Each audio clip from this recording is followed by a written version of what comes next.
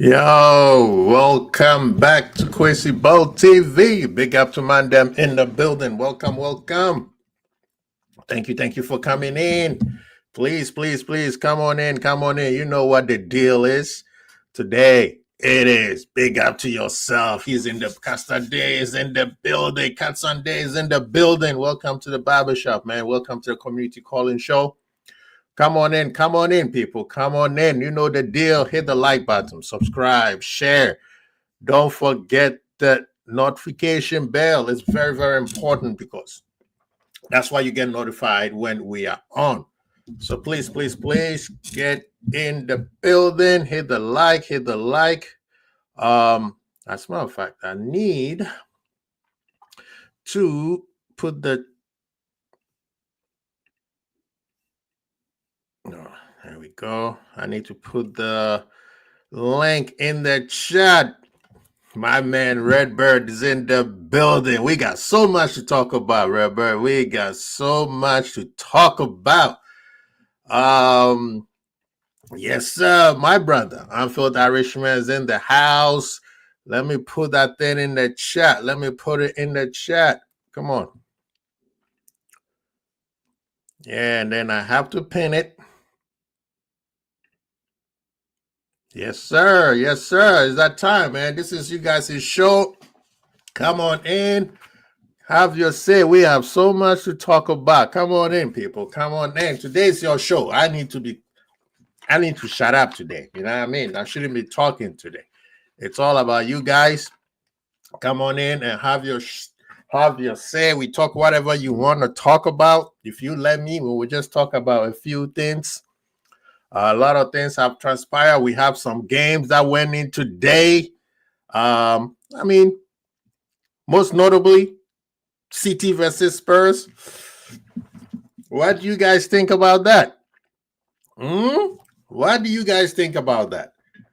I was in the impression that City have ballers. I was in the impression that Liverpool wasted hundreds of millions of pounds to buy players that are not good enough. Are we still saying the same thing? You overreactionary people. You overreactionary Liverpool fans who are red. I'm not even talking about the rivals yet. This is Liverpool fans because, charity begins at home. We have to take care of business here first. The people who were criticizing Verts and all that man them because Liverpool, we did not. What are you saying now?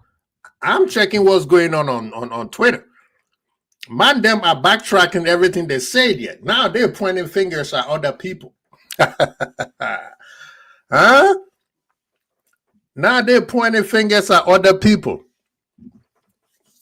What are you guys saying now after watching City versus Spurs?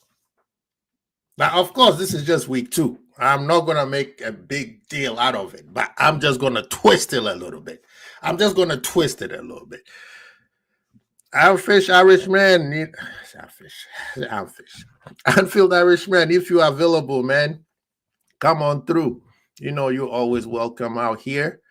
Darrow's in the building. He says, people saying bench Verts Monday, absolutely crazy. Darrow, I don't know where people got that from, but let's see. Redbird said Spurs looks good. The manager, man, is, oh my God. A lot of people have been underestimating this manager and the great work he did at Brentford.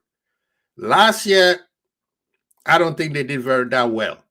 But the year before, they were a problem for everybody. Everybody going to what's their stadium?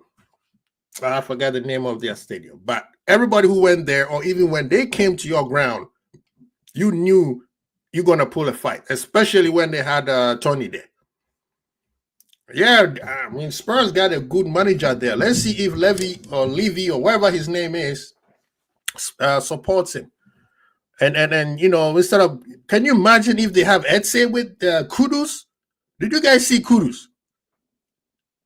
Sarr was amazing. This guy can run for days. I'm glad that Bissouma, your attitude People always on the side of these players who think that they could just say whatever they want and do whatever they want. Now you realize why you're on the bench. Or not even on the squad. That's why I like managers like Frank. Serious. Focus. If you are not on my page, get the hell out of here. Big up to Ahmed. He's in the building. Thank you so very much for being here. I'm out here chopping it up with the community. You know, it says City got cooked, bad day at the office. No, Red, it's not a bad day at the office. Because a lot of people came in and said the first 15 to 20 minutes versus Wolves, there was a few that was City's defense was very sus. A lot of people did not want to believe it. They just want to jump onto the Regna or whatever his name is and the Turkey, hype train. And wow, look at them. They ballers. Look at what they did. No, but Kwasi, the thing is, when you play for maybe the first 2-3 weeks, you can't really say maybe your team is good or the opponents are bad. Because I'm watching Sunderland today and it just looks like West Ham was bad. It wasn't like Sunderland was good. West Ham was bad. Big up to Irishman. So it's one of those things. Wolves were just really bad last week. It has nothing to do with City.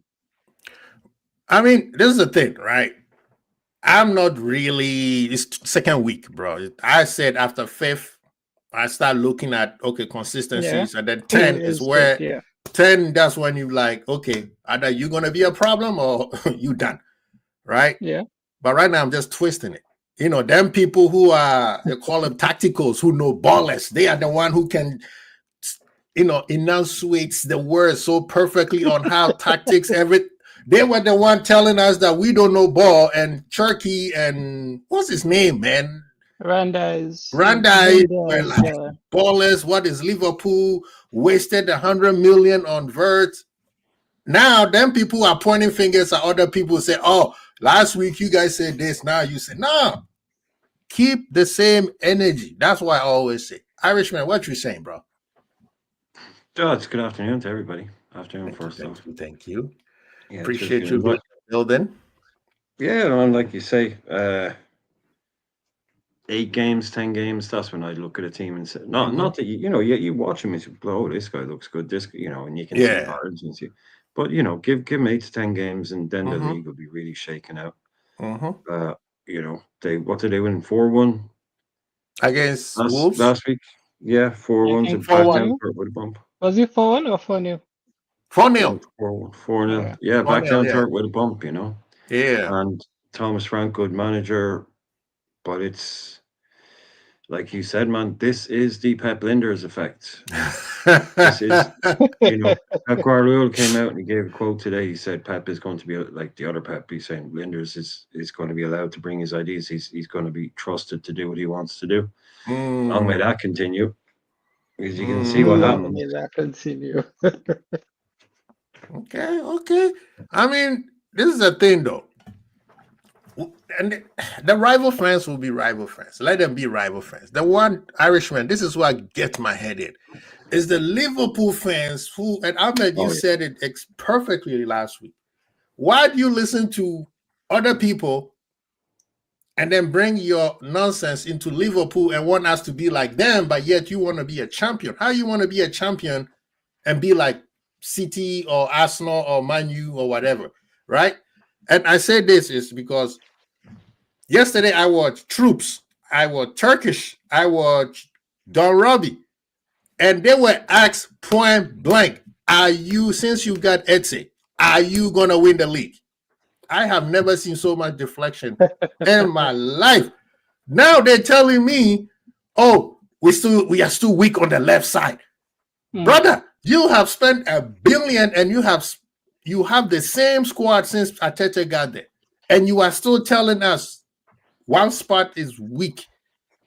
Anyone who started watching football or who've been watching football long enough, like myself and Irishman, which team gets all their players every single year in the transfer window? Nobody.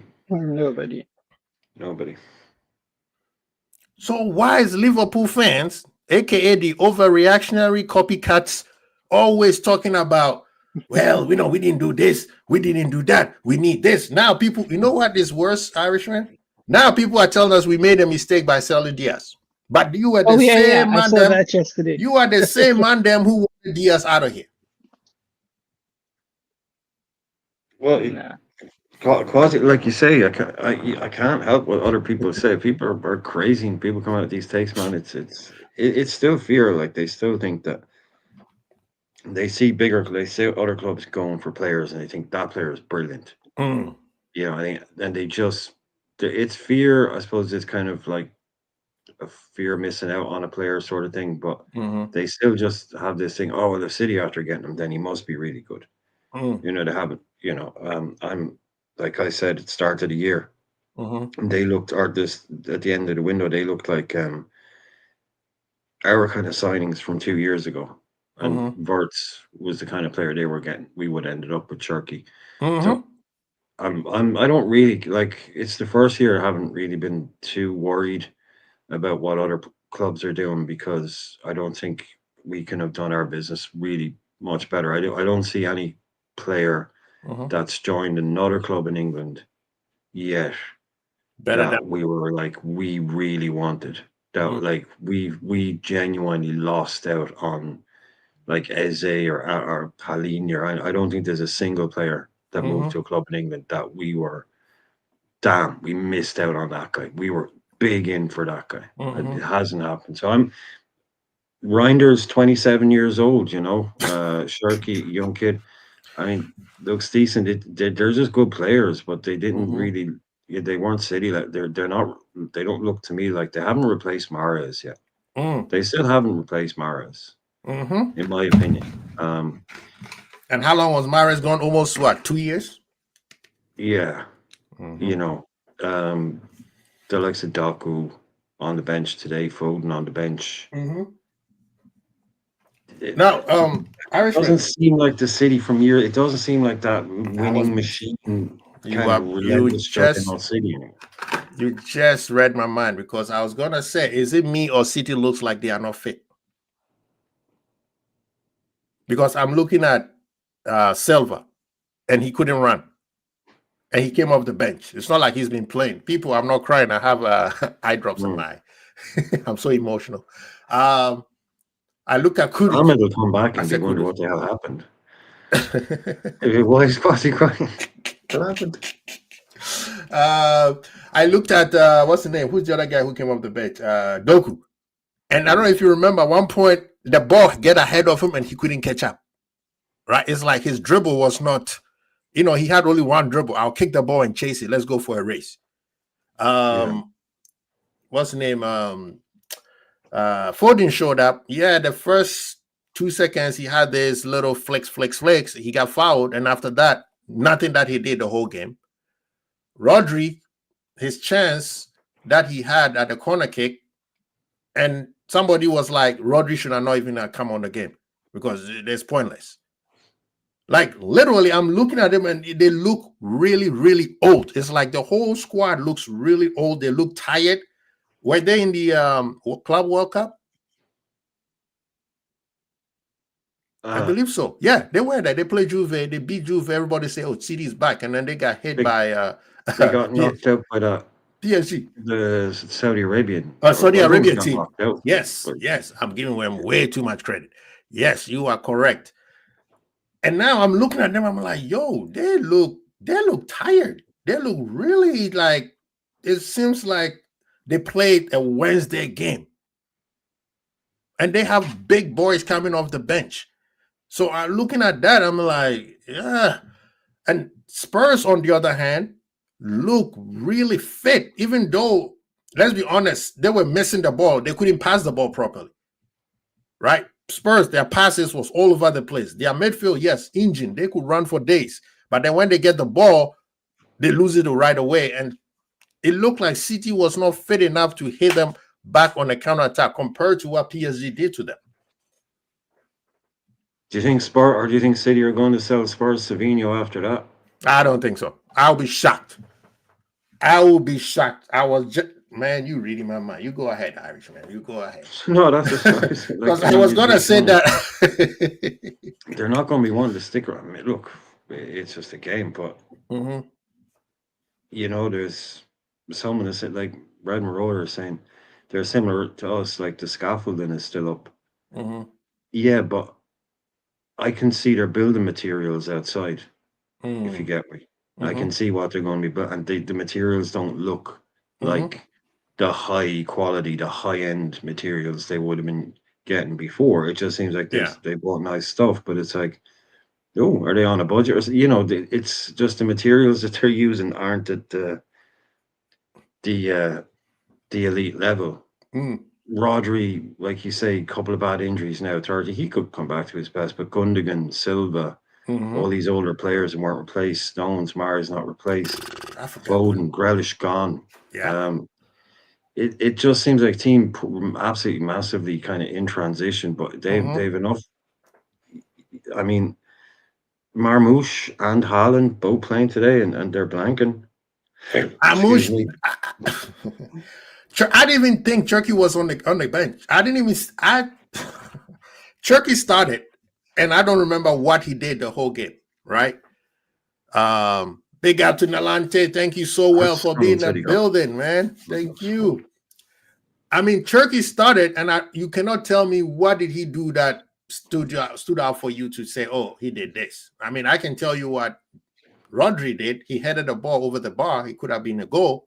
I don't know what Turkey did. Marmoush, bro, I thought you were the next coming of who?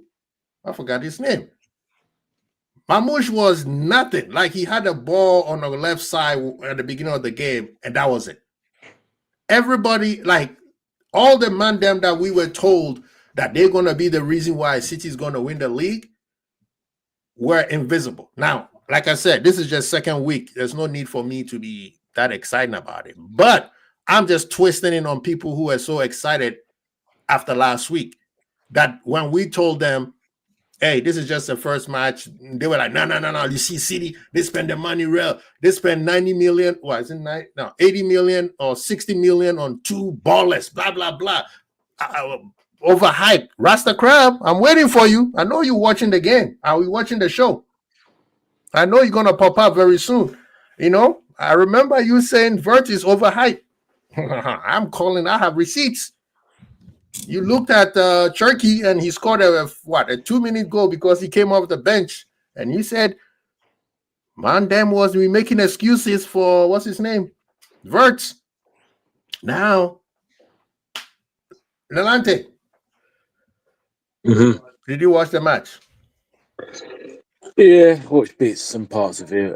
Good afternoon to the chat. And obviously, when you're yourself, Crazy, Brian, as always, and Ahmed. All good, man. And Ahmed with the block wall. I mean, what I'm looking at is Tottenham's defence right there in Ahmed's picture. You know what I mean? Tottenham's defence. Look, I think you both of you heard you on Brian's point. You summed it up well. He's week 2. I mean, like I said, everything has time, and I know you mentioned Mr. Crab, who's still conspicuous about his absence to show himself. Look, you know, the Wirtz thing again. Fans are fickle. The Wirtz thing will coming in, and Wirtz is, you know, he didn't have a great game last week. But look, you got to give a guy 6 months or something. Everything gets time, and like I said, it couldn't happen to a nicer, well, not Pep, the other Pep, couldn't happen to a nicer person. I mean, he's trying to get all the old Liverpool, you know, the team, as Pep said, his greatest rivals, you know. Yeah. He's trying to get all the old documents. And, yeah, man, listen, look, City, fair play to Spurs, Thomas Frank, very good manager. I mean, I'm telling you, man, kudos, man. Me and you discussed, man, kudos, man, honestly, man. I wish we got him, man. In his team, he would, man, kudos, man. I'll tell you, man, honestly. I blame Pep Linders. I blame Pep Linders and Klopp. I look at this, man. It makes me sad, man. It makes me cry, man. Honestly, man. If he's in our team, this is not that great, man. We locked him up, bro. Come on, man. Aziz just came in, just like throw fire. There you go. What's up, man? Wake up yourself. What's up, man? Yeah, I'm gonna hold you to that for a little bit, Quasi, if that's okay with you. No, go ahead. We don't often beat you guys, so you know what I'm saying. I'm milking this one. Man.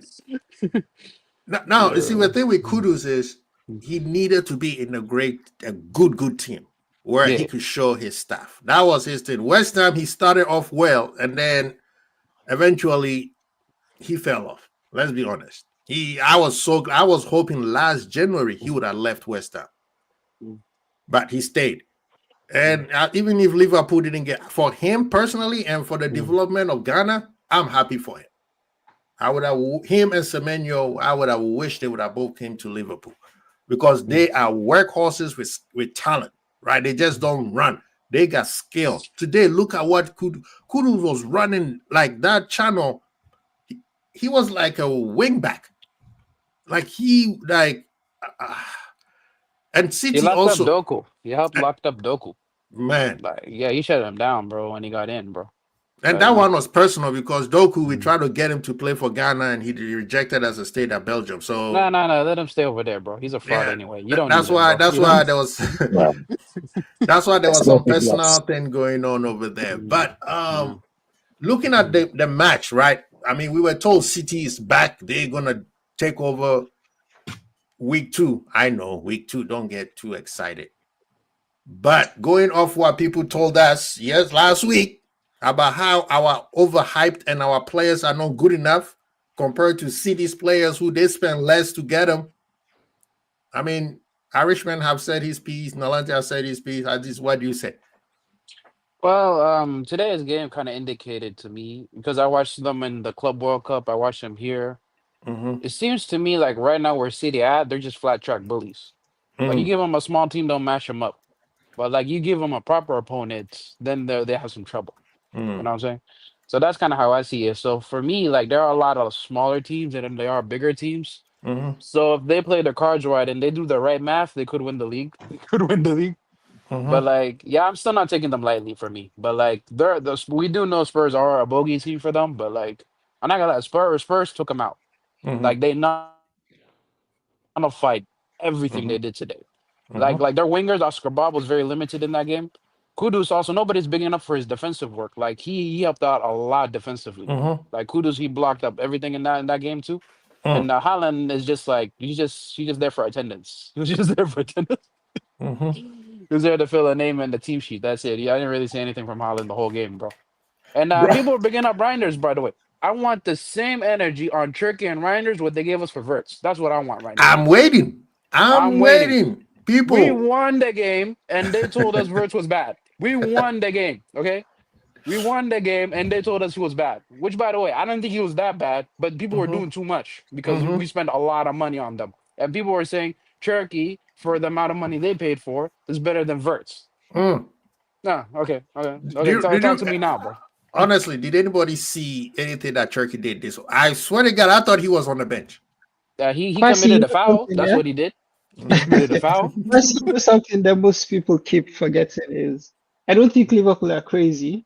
From all the reports I've seen, we did talk to Cherki before City were even involved. So if for whatever reason we went for Cherki knowing his price, went for Verts, heard his price and said, you know what, we'll spend all the money on Verts. We are not that crazy. Especially with the kind of owners we have.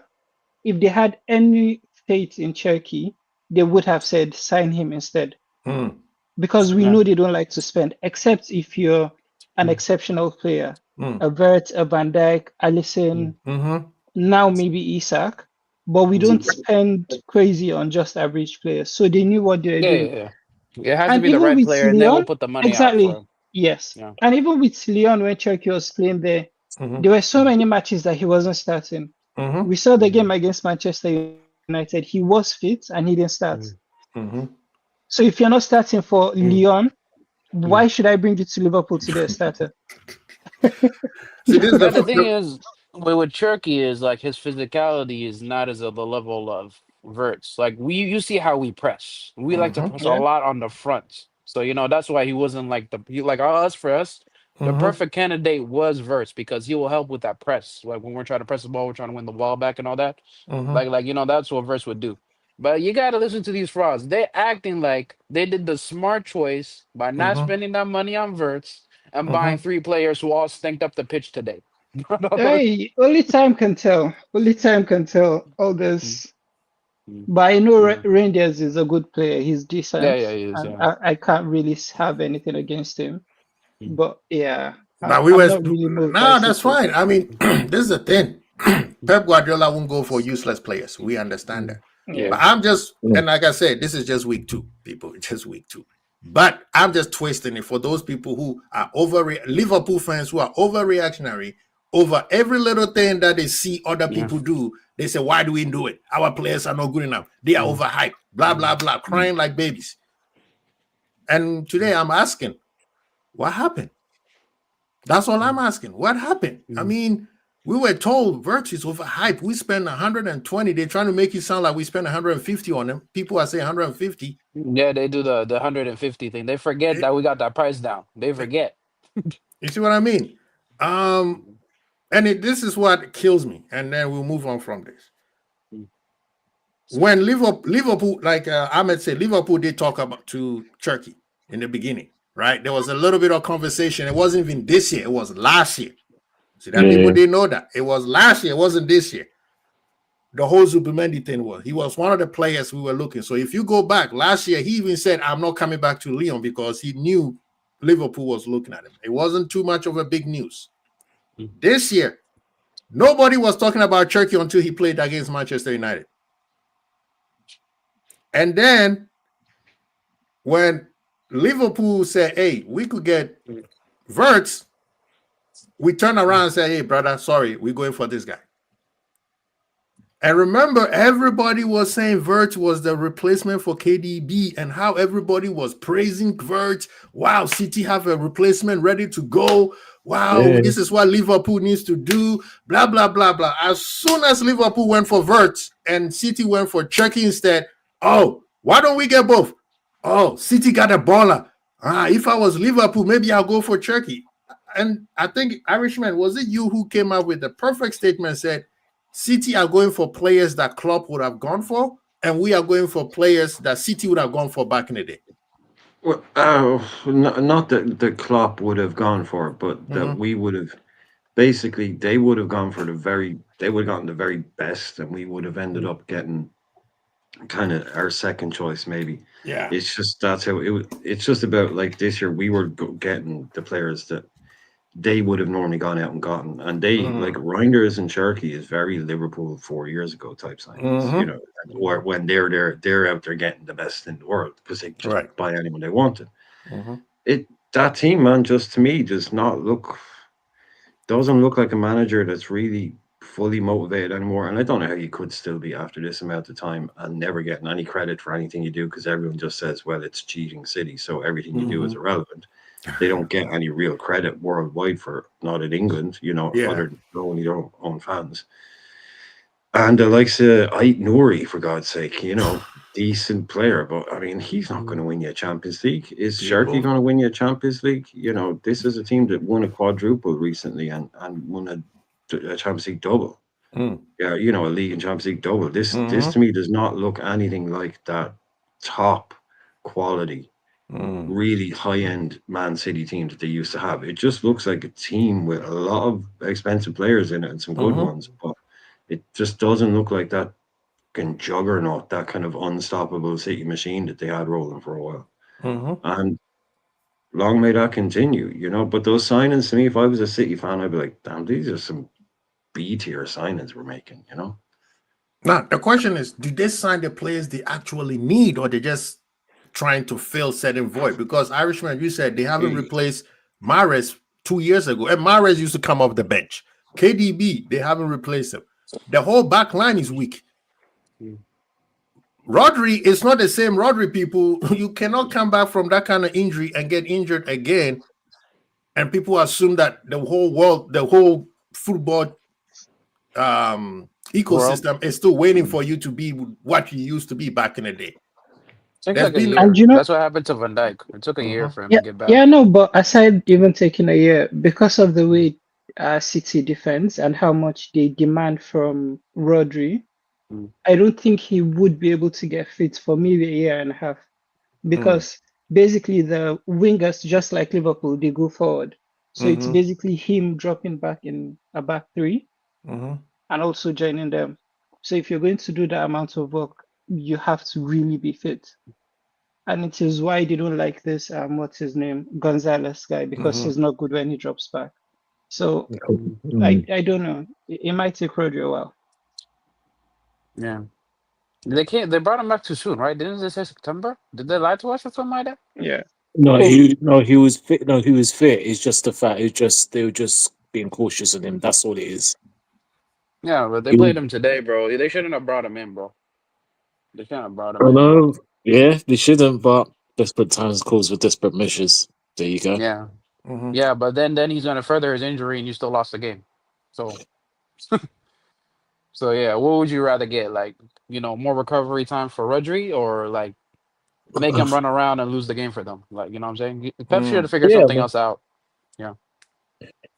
Yeah, that's a question for Pep and the two Peps. Yeah. Pep My and- thing with and- City and is Pep like and- oh, sorry about that, brother. My No, thing with good. City is like I'm questioning Pep's motivation. I'm not entirely convinced that he's all there yet. You know what I'm saying? That's Somebody what I'm said. really looking at. Yeah. Somebody said, big up to Grace Khan. He said this guy might leave by. Was it Grace? No. John, Terry. Terry. There you go.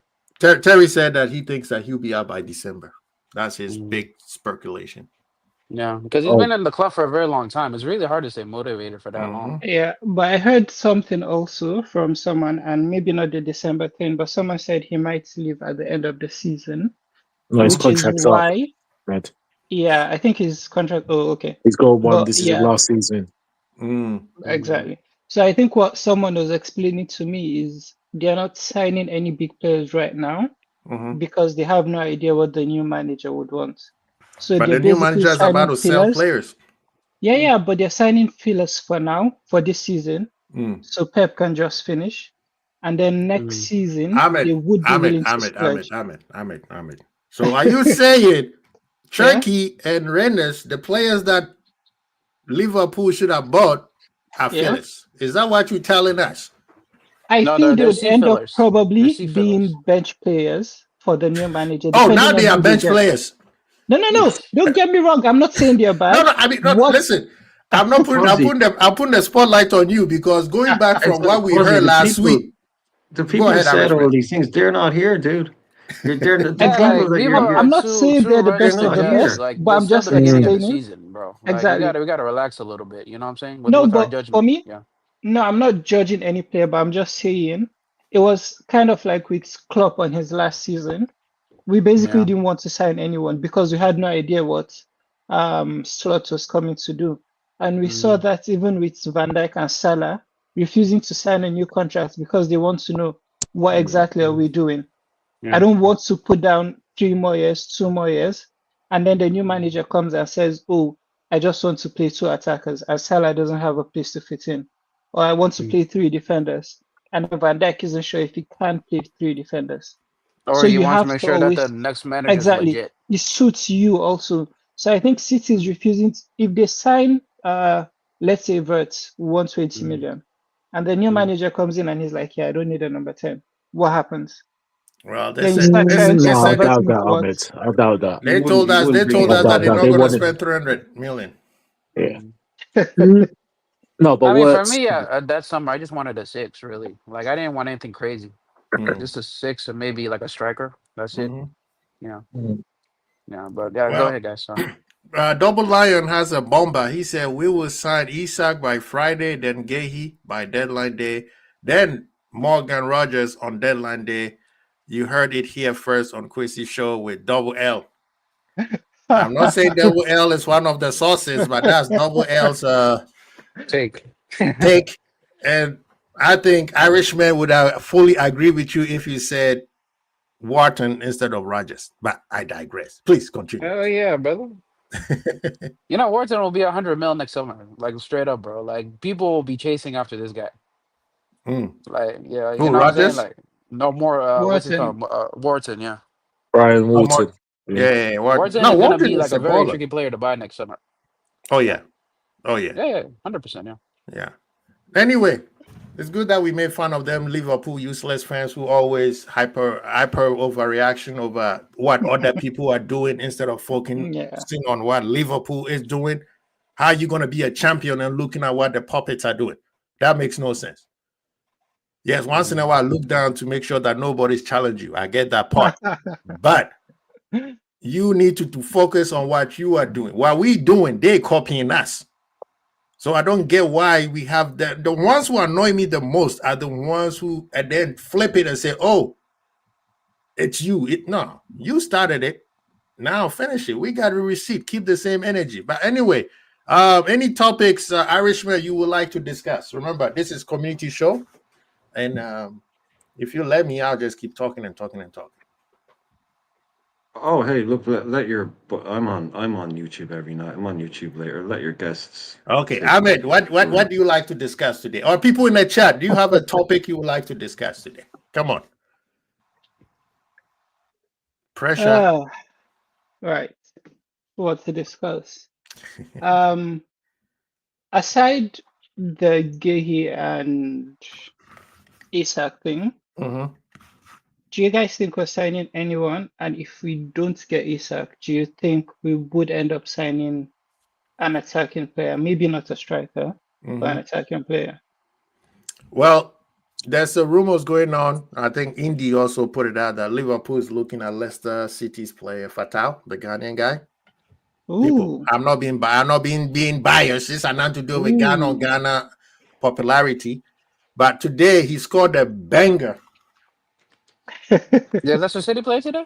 Yeah, Leicester City played, and I don't know if it was today or yesterday. They're gonna play now. They're playing now. Leicester City? Yeah, they're playing Arsenal now. No, that's Leeds. Leeds is playing. Oh, Leicester. Oh, they okay. beat Charlton. They beat Yeah, Charlton. they played Charlton. Yes. There's a video, a clip going on X right now where he scored a banger from the right side, and I think Indy said that Liverpool are looking at him. And when he died, he paid homage to Asamoah Gyan, Baby Jet, with his favorite goal dancing every time he scored. But I think to answer your question, Ahmed, I think Rodrigo is in play if we don't get Isak. I'm still questioning whether they're going to bring somebody in to deputize whether with Gakpo or Salah. But I think Salah is Frimpong. If Frimpong, is fully fit, because Rio is going to have a pathway to the senior team, and they're going to give him as much time before they decide to fully bring like a super experienced somebody. You know what I mean? I don't like the whole Frimpong in attack thing. Honestly, not a big fan. So that's my take. That's my take. I don't know, Irishman, what do you think about that?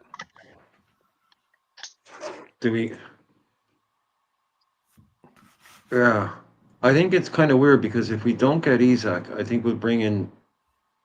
But I mean, this is talking about we could do this, we could do this, we could do that. But there's about a week left. This is going to get okay. But if we are going to do that, we're going to probably have to do it either tomorrow or the next day, because you want to give yourself a week to get a deal done at the very least, even if you have stuff in place. So I don't see us maybe going directly for another striker if we don't get Isak, but I think we have. I mean, I think every single one of our eggs is still in that Isak basket. We might go for someone a bit more versatile if we don't get Isak, because I don't see a striker out there that can replace him. Ekitike can do a similar job, but Rodrigo, I still don't see Rodrigo as a Liverpool signing. If City said do sell Savinho and they want to bring him in, that would seem a lot more normal to me. But yeah, I mean, it is pretty tight. That's why people are saying they still think we're going to get Isak. I'm thinking, we still think we are. I mean, I think the club still thinks we're going to get Isak, because otherwise, I think we would start seeing some other things would have started happening by now. Because like I said last night to Barry, 3 players played in the number 9 for us last season. Diogo Jota, God rest his soul, he's no longer with us. Diaz, he's gone to Bayern Munich. and Nunes is gone nice. to Saudi Arabia. All those three played number 9 for us last season, and we've only brought in one guy that can play the number 9 for us, Nekatika.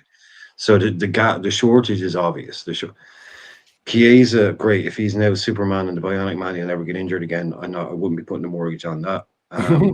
Rio, very young kid. Gakpo, just leave him on the left, but don't put him through the middle. Yeah. So there's a real gap there. There's a real obvious gap there. Even though it looks like we spent a ton of money up front, it does look that way. But when you take one of those guys out just to give him a rest, for an FA Cup game, then you start seeing some pretty big gaps. Right. Really big gaps. So I think the club 100% they really must think they're getting Isak. I mean, they've gone so bloody far now, man. There's no turning back for Liverpool. Nobody will be happy. Newcastle wouldn't even be. I don't think even Newcastle would end up really that happy if Isak stayed, because they wouldn't have a happy Isak. So we wouldn't be happy. Isak wouldn't be happy. Newcastle fans wouldn't be happy because they've all turned on him, most of them. So last week of the window, man, we might have an exciting deadline day for once. We haven't had a good deadline day for a long time. We might have one this year. The one that we got Balotelli this year. Well, Andy Carroll and Torres. Anyone for an Andy Carroll? I think Fabinho was the last one, yeah? If I'm not mistaken, I think Fabinho was the last. Oh, Fabinho came in quick. No, Fabinho. After the summer ended, he immediately became a Liverpool As soon player. as we lost Champions League, he was on the plane. Ah, right, yeah. That's the opposite of deadline day. He came in before the transfer window even opened. Yeah, I remember. He was in a helicopter coming back with us from the Champions League. Yeah, that's why we moved in silence. No one knew. Nobody knew what we used to do back then. Yeah, we moved in silence. Yeah, we used to be I like the think ninjas. even You know what up I'm saying? until now, I think we still play the whole mysterious thing. I don't think Liverpool would 100% go in for Isak. Like Irishman said, except if they are guaranteed to get him. But if they are not, I feel they 100% have a backup that would probably be like an easy to Arsenal kind of thing where they have everything on ground. Yeah. They just need to go in and trigger it. Right. So it might be. Do you have a shout for that? Who would you like for that role? Say if it wasn't, do you have a player you'd like? I think Rodrigo would be good because I feel he would play left wing, right wing. Honestly, for me, he covers for Salah, he covers for Gakpo, and people. I'm gonna be a bad guy for now. But before we continue, let's answer Badro's question. He said, "Kwesi, who's the better striker, Isak or Andy Cole?" Andy Cole. Big up to Uncle Albert for being in the building. Well, Andy Cole has longevity, so of course we're gonna say Andy Cole for now. But I think Isak will probably break every potentially. Record. Yeah. That's Potentially. Probably a better footballer. If you're just talking pure as a footballer, probably Isak. But Cole was a genius goal scorer and a very good player. Oh, right. Very slept on Andy Cole. And again, remember, Kwasi, he has 187 in the league, and he never took a penalty. Not one penalty. No way. Yo, that's 187. Not one penalty. Non penalties. Yeah, that's crazy. He gets slept on. People forget about Andy Cole, even though he played for the scumbags. But yeah. To answer Ahmed's question, I'm gonna throw a wrench at it. Let's be honest. As much as yes, it was week 1. Salah did not play well against Bournemouth. Every dribble that he did not work. He was losing. I mean, sorry, Kwasi, but I think he was good in the first half. To be honest with you, he had some good key first passes. 15 minutes. First 15 minutes, yes, he was. Yeah, like you remember that through pass he played to Gakpo? That's what I'm saying. That one was mad, bro. He was moments. Moments he would he did something good in the moments, right? Yeah. But the part where I think a lot of Liverpool tacticals are frustrated is instead of him being on the line, tuck him in and have what's his name, Frimpong, do the overlap. Because every time he tries to dribble, he loses the ball. Right? The ball that he was passing across to, I think, Endo or somebody, and they hit us with the first goal, the first counter attack. That was awful. No, that was almost like trying to do a back heel thing, and he lost. That was the second goal. The second goal, yeah, the second goal. That was the second goal. Yeah, Now, Zola was awful. to answer what Ahmed is saying, Salah is not going to be playing well, but he's going to give you results. So if you're going to bring somebody in, that person better be doing what Salah used to do back in the day or close to it, because the result won't matter, because the result you have a Ekitike, you have a Gakpo and Salah to supplement with that, right? But you need somebody who has to play very, very well. You can't just bring anybody just to be like, oh, Salah is taking a break, so go play. That makes no sense for us. But then just leave Salah in there. I got So a hot take, what by kind the of way. player would do that if it's not Isak? I got a hot take for you guys. I think if we don't buy Isak, we're not getting anybody. I will not be That surprised. would be I crazy. think we'll keep see that. Elliott. We'll keep Elliott. We'll keep Chiesa. Those guys are gonna be our backups, and then we're just gonna run by it until January, and then we're gonna get Isak. That Then. would be crazy. Because like, there's not enough time. Let's be real, bro. There's 8 days left in the window, bro. Like, we need to scout somebody. We got to make sure they're the right player, and then we got to bring them in. You know what I'm saying? All of that takes some time, bro. It doesn't But we don't have Aziz, enough days to cover it. This is the part where sometimes Liverpool fans also get my head in. You talking about Liverpool structure that we plan 2-3 years ahead. Trust me, Yeah. every player that they want, they already know who they want and who's supposed to be the backup. So that one is not the problem. The problem is how to negotiate with the parent club. That's what I'm saying. And That's why we don't have enough dams. That's what I mean, because we negotiate. We don't pay the sticker price. You know what I'm saying? Right now, we're dilly-dallying on Gahey right now. We're dilly-dallying on Gahey price right now. We don't pay sticker price. But will you We pay? negotiate. Will you pay 50 million on Gahey right now? No. To be honest with you, maybe. Okay. No, I think Not because like Gahey for me like secures our defense. You know what I'm saying? Like it'll give us more options. Play with Gahey is why get him now if you can't get him for free. Because when they went for Leone, they went in 2-3 days. And aside even Liverpool, and I'm just talking from just a sports perspective, a lot of these clubs are not crazy. I manage a hotel here in Bournemouth, and the club booked 10 rooms till the end of the transfer window. They still have like 3 rooms they haven't used. Maybe they're expecting players, maybe it's just a backup, but they always have a plan on ground. So if they have anyone coming in for a medical or anything, he does stay with us. But then these are the things you'd always see with clubs. They have their plans. And I don't think any club is crazy to just go for just a plan A, especially for someone like Liverpool. And with the way the season is gearing up, if you go 10 points behind by December, I don't see you winning the league. If you're 10 points behind. Ahmed, the thing is, like, it's not that we just identify. We have a list of targets that we have. We have plan A, plan B, plan C, plan all of that, right? But like, because we put so much time into this Isak deal, in my opinion, it's just my opinion, right? Yeah. I don't feel like we have enough time to negotiate for another player because we brought in Leone. No. But I think if we go for a backup player, would pay what the team wants, not what we want. Because you guys are saying Rodrigo. I have no idea. In my opinion, I don't think Rodrigo want to leave. Yeah, but if let's say we go for Rodrigo, he doesn't want to leave. I think Liverpool would want to negotiate.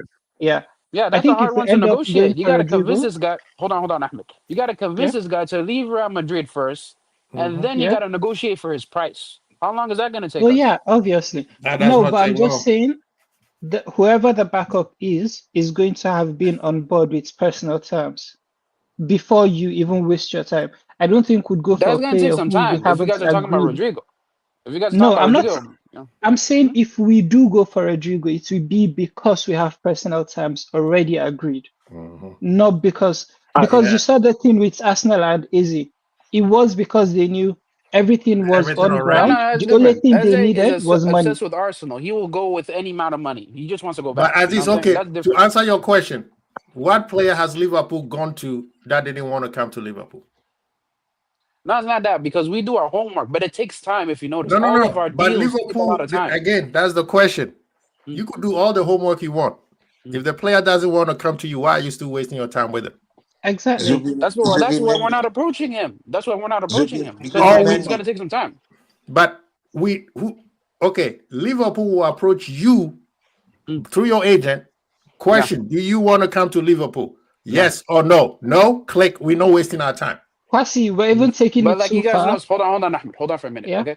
You notice no top tier journalist has said he made any contact to Rodrigo.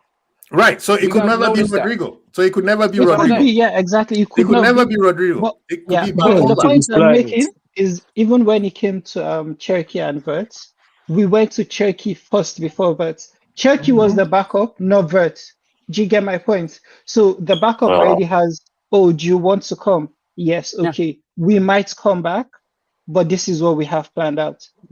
Once we got to Guys, Verts and we found out it was something we could negotiate, we told Cherokee, you know what? We're sorry, we're not coming back. So I don't think they're stupid enough to not have a plan B.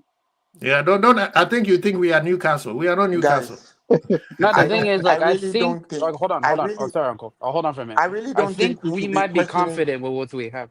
Go ahead. Okay, go ahead. Go ahead. Speak. Oh, speak, Uncle. Sorry about that. I don't think we should be. You see, most of the time we are caught up in what other people do, and then we start raising a stink. Nobody was talking. No Liverpool supporter was talking until we heard that Arsenal had gone to sign Eze. If my memory serves me right, for once we were quiet before Arsenal went to sign Eze. All of a sudden, all hell has broken loose. Our team has shown us that when we are patient, when we wait for what we want, it's better. We waited for Van Dijk, and it is probably the best decision we have taken in a decade. Well, 2 decades plus. We didn't wait to get certain players, and we went for Atamelo. We didn't wait to get certain players, we went to get Ozan Kabak. I could go on and on and on and on and on. Thing is this, Liverpool needs Anthony Isaac. End of story. No one else, nothing else is better. Because you see, we forget something. When we line up and our opposition, it doesn't matter who the hell the opposition is. You see Vets, Ekitike, Isaac, Gakpo lining up. Some of the battle is done. Some of the battle is won. And I tell you guys, look, I have had the opportunity of seeing Isaac playing against us twice. He is a vicious footballer. Have that guy in your team when he is fit, and half of your battle is won. Don't get me anybody else. Get him. That's it. Him. So let's not worry about what Arteta is doing. Arteta has spent 1.1 billion pounds buying 18 players. He And they hasn't still got, say they don't have enough. he hasn't gotten anywhere. Arteta has built his whole life on trying to be like Liverpool. What he should understand is that Arsenal is not like Liverpool. They will never be like Liverpool. They have won absolutely nothing compared to us. Okay, Arsenal don't even have the history that Aston Villa has. They don't have the history that Chelsea has. They don't have the history. Even Nottingham Forest have European titles won. Arsenal don't. All that he is trying to do now is to save his job and his reputation. Let's afford him that. But I can assure every Liverpool supporter that if we have Guehi and we have Isaac in our team, there's no way Arsenal beat us. No chance they can beat us. It's not even possible. It doesn't matter who they have lined up. If you guys recall, we started going on bitching up, and I'm not one of them though. We started bitching about, oh, why didn't we sign Tijani Reinders? And why didn't we sign Ryan Sheki? Oh, and why didn't we sign Tijani Reinders and Sheki? Were you watching them today? What were they able to do when they bet Spurs? They played. Why are we not talking about them now? The people who buy the players that play for us know what we want. Let's not keep pushing them to go and get the not exactly. I mean, it's like for want of a better example, you want to you get to Oxford Street, you need to go to Marks and Spencer to buy underwear. The Marks and Spencer is closed, so you walk across the road and go to Primark. I'm not saying there's anything wrong with Primark. But I'm saying that there are those who go to Primark and there are those who go to Max and Spencer. If you want Max and Spencer stuff, you get there, it's closed. Wait, go tomorrow. But Irishman, what are you saying though? But I know for sure. Let me just round up. I know for sure that Isaac gets done, Guehi gets done, and we'll be waiting for Arsenal in 10 days. No problem. And this is the thing, Aziz, I get your point, I get your concern, but look at it this way. Who said I'm concerned, brother? No, look at it this way. I get that part. I'm not concerned. I'm cool with it, bro. The thing is, I have the same question. Like, you have the whole summer to do this business, but and it's not just on Liverpool, it's all the clubs, right? Why do you seem like a club can make 6-7 transfers in one day, and they had the whole summer to do it? But when Spurs was the notorious when Harry Redknapp was there, he will wait till the last day, and you will see like 6 players will come in. Usually, the conversation has already been taken. Everything is already agreed. It's just the club is still making decisions. Should we want to continue doing it? Same thing with Arsenal and Spurs with Eze. If you guys are watching, Eze is coming in like he's a WWE superstar. Why are you waiting? You want the player, get him. Right? Nah, I'm just giving you my opinion, Quasi. No, if no, we're negotiating behind the scenes with somebody, that's something else. Okay, I'm just saying what I'm seeing and what I'm seeing. But that's the thing. That's exactly what I was saying. What you're seeing is not what they're doing. Nah, I agree. But like, we can only use the information that we know. We can't use something that we don't know. We can't go based on hypotheticals. You know what I'm saying? Right. So what I see is, I think this is my opinion. By the way, I could easily be wrong. I think Liverpool would think that we have enough to get us through to January. And then by the manager said that yesterday. Can't get him in now. The manager That's said, what I'm seeing. No, the manager said that yesterday. He said, I'm very happy with what we got. And remember, last year, he did the same thing. The only difference is we lost 3 players, senior players, right? And trust me, he is not. Remember, we got Leone when we were still we were waiting for Newcastle to make up their mind. So, Guehi, the news that is coming out that Liverpool are still talking to Guehi, right? Chris, the Guehi thing is already done. Guehi wants Liverpool and nobody else. Yeah, we're just negotiating the price. We're just negotiating the price. Now, at the end of the day, you cannot just because you want a player doesn't mean you have to go in and pay whatever you want. Because guess what? The next time you come in, clubs will use it against you. Yeah. Newcastle, you want what's the name? Wisa. Wisa is on strike, trying to come to your club. And what do? You go in there and say, oh, you are 29 years old. You have 1 more year left. So we're going to lowball Brentford and give him 25. You disrespect the club. And then, now Brentford said he wants 60. Too. And you need a striker. Yeah. So Brentford is like, oh, okay, now you have to pay us 60.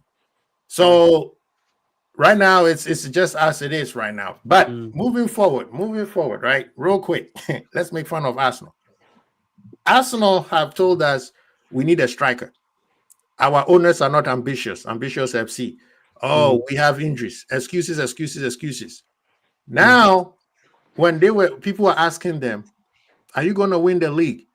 Well, last season was different because if last season was this season and then we win the league because we got Gyökeres. I'm like, what? Oh, but then look at Liverpool. Liverpool has spent a lot of money. Liverpool's buying the league. Okay. Oh, well, we still need a left side. We are not fully. So you're telling me until Arsenal should win the league, there's going to always be a reason why they can't win the league. And as Uncle Albert is saying, all these Liverpool fans who are always looking at what somebody else is doing, last year, Irishman, how many clubs have done what Liverpool did last year? I think Manchester United and City. Other than that, tell me who has done that. So what? Winning the league with a new manager? Winning the league with just work it out. Nobody have done the new. No, Chelsea did it. Chelsea did a couple of times, yeah. I'm talking about winning the league without signing any players. Yeah, because Chiesa don't count.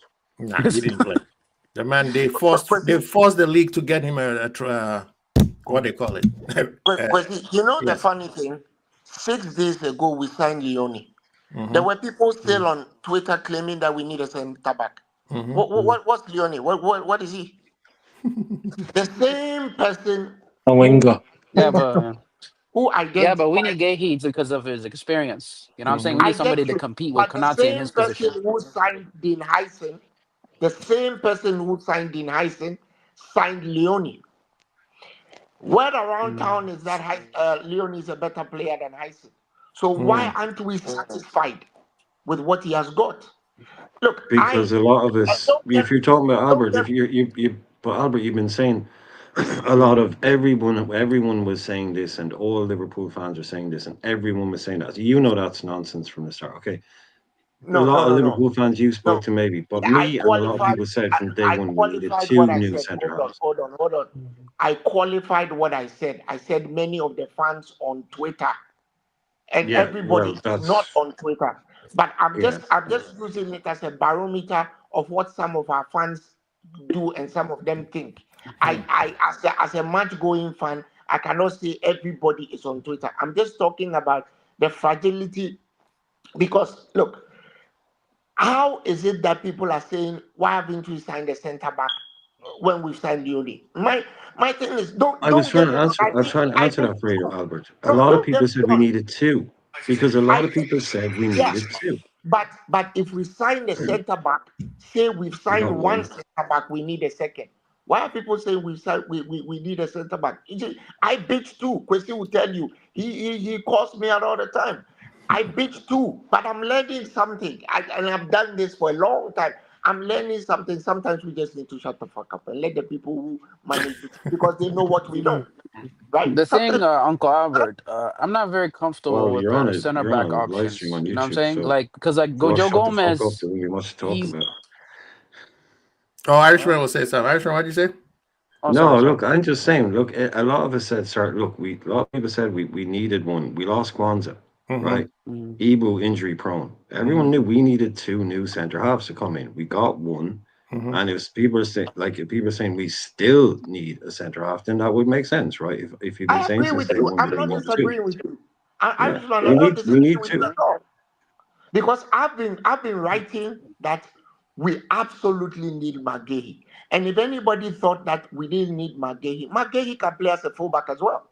So given the fact that two of our fullbacks are injured on the first day of the season, if McGahey is in the team, he slots in. Even if he's not going to replace Konate, he slots in. I also think that they know something about what is going to happen with Konate. But we also have to give them the credit, or we have to reason with them that paying Steve Parish's asking price for a fullback or for a centre back who has a year left on his deal, that's a little exorbitant. That would be like Manchester United paying what they paid for what's the guy's name?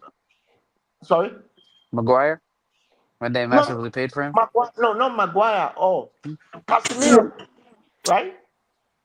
Paying £67 million for Casemiro when he had a year left on his contract and paying £300,000. I'm not saying that Gueye is a Casemiro, but I think that we also have to understand that football, the management of football these days is also about the money. It's also about saving 10 million here, 20 million there. I mean, we talk about the millions as if it's nothing.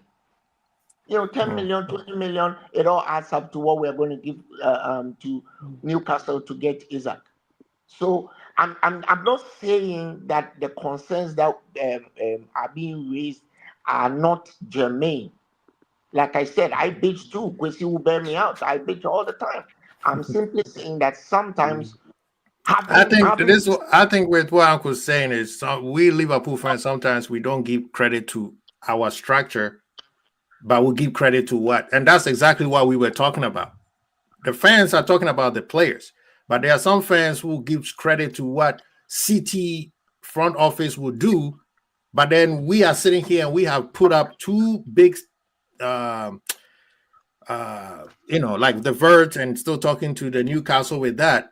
No club have done that, and we are able to do that. And you're looking at the total expense that we have done is nothing compared to what most of the top 6 clubs have done. And that's what I was trying to debate with Aziz, saying you have to give Liverpool structure credit of what they're doing. They know exactly what they're doing. They will not buy somebody just for the sake of buying. They've said that during Klopp years, right? Ever since Edward became the boss, he's have always said we will not waste money just for the sake of wasting money. Now, in terms of going after certain players, yes, we need a center back. As a matter of fact, the attack, we still need another attack, even if you get Isak. So we have to give him credit, especially last year winning the league. They know what they're doing. They don't want to rush and go get a player and then later on, oh my God, we made a mistake. Exactly the same thing with the Chiesa situation. Did we really need Chiesa last season? This season we might, but last year, did we need him? I don't think so. So this is the part where I get frustrated with Liverpool fans and say, respect what we have and stop worrying about what other people are doing. Now, do we do everything correctly? No. Because if you look at the whole pyramid, nobody gets there's the history of football and transfer windows. No one gets all the players what they need. You have to turn a lemon to a lemonade. You see what I mean? Because you're dealing with the factors that, as you said, coach. Exactly. Does the player wants to come here? Is the player a perfect fit? Especially Liverpool. We do not get any kind of player. We get players who fit our ethos, right? So that including is also attitude. Truth. Because including attitude, I think Liverpool looks out for a player's attitude. We get players who are, and I think that's where most people get it wrong. I don't think we get players that are not ready or not top class, as most people say it. I feel we get players that are hungry, players who feel, yes, I want can to play make for the badge. Yeah. Exactly. And you see, it's the same thing with Isak. And I get the whole noise. I think yesterday, I can't remember who I was listening to. And they're mentioning how, aren't you guys worried he'll leave after 3 years? He has done this everywhere he's gone. And to my own defense is anyone who is putting up this much fight to go somewhere, he won't go there to just exactly.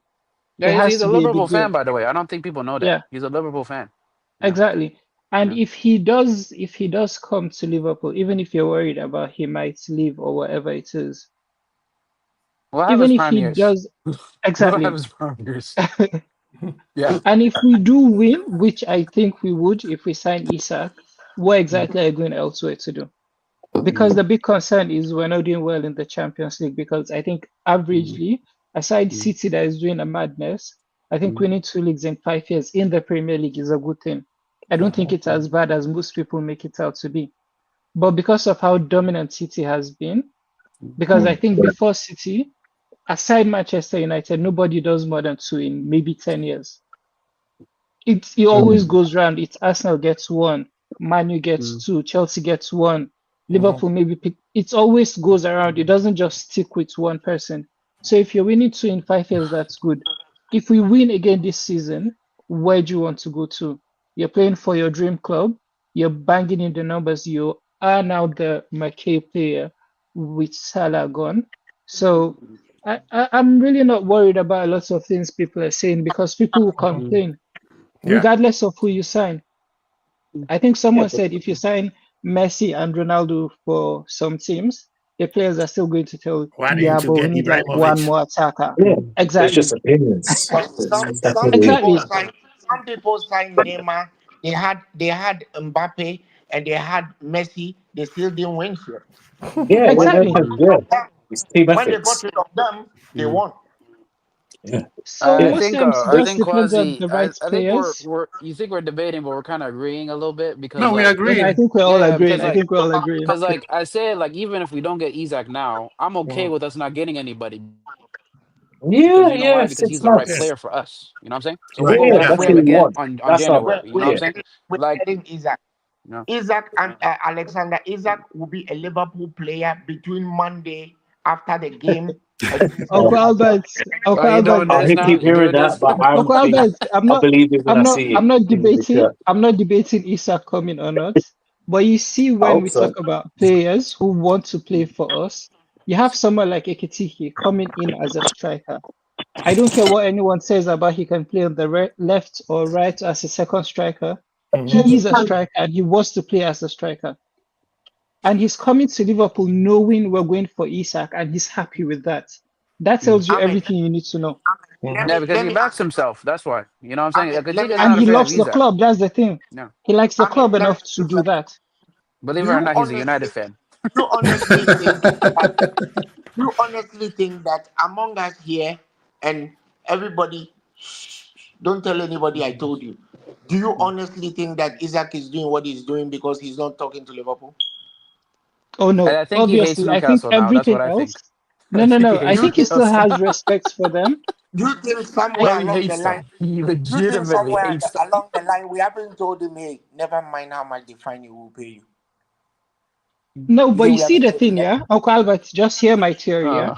With How you missed Isaac, that? I'll tell you what my theory is. What the hell? I Did you think see I that, think bro? what Did you happened. see that?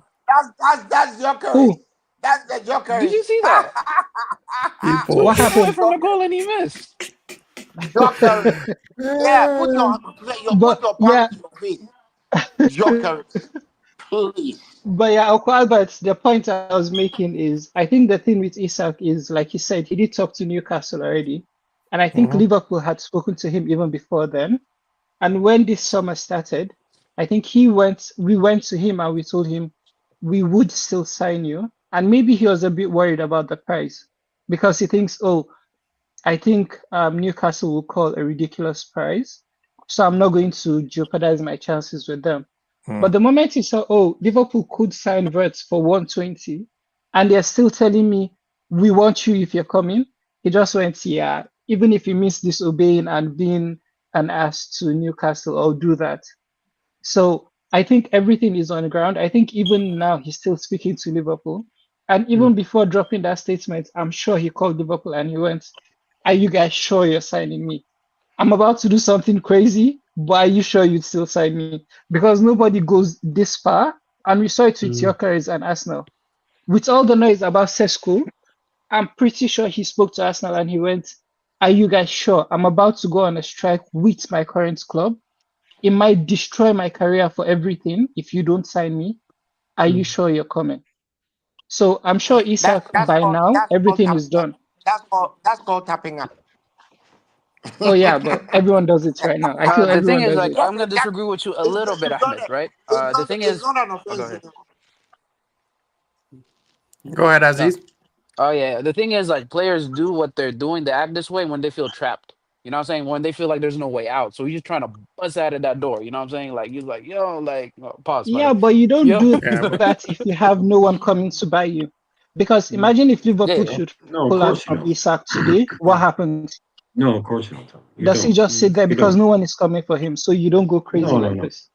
Yeah. Yeah. Like people have said it before. Said like you can kind of judge how strongly a player knows that, say, for instance, Liverpool are going to buy him by how Hey, far. Yakars is struggling right there. You know, Oh, that's it's crazy.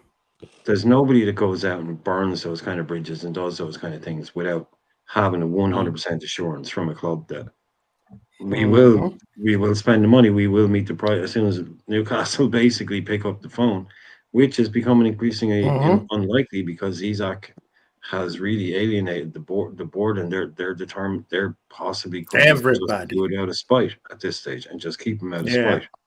spite. So, but yeah, no, Ahmed's absolutely right that you don't go to those lengths unless you have cast iron assurances that we will sign you, we will pay you, we won't leave you hanging out to dry when they sell it. When you go, actually, you know, it's kind of late. We got this guy. Yeah. Sorry, you did all that stuff. No, we are 100%. We're going to be there, and that's the only reason these guys go that far down that line. Can I ask you a Yeah. question, Quasi? And this Yes, is just please. for that, or this is just for the panel as well. And you can answer it to me, and then the lads will kind of be able to take it from there. So, do you think that our manager has complete 100% control over which players come into this team? As in, complete. Now he No. picks the players that come in. He signs the players. It's No. only his personal. Okay. No. Do you think our No. manager has complete control over which players leave this club? No. No, not totally control, but some input. Yeah. So do you think it's in the same level of? Because Jurgen I would Klopp? assume more That was a weighted. mad save, bro. Okay, so To answer I your would have question, thought the decision to let someone go would definitely be a lot more weighted towards the manager. so Not like I mean, I understand what you're asking.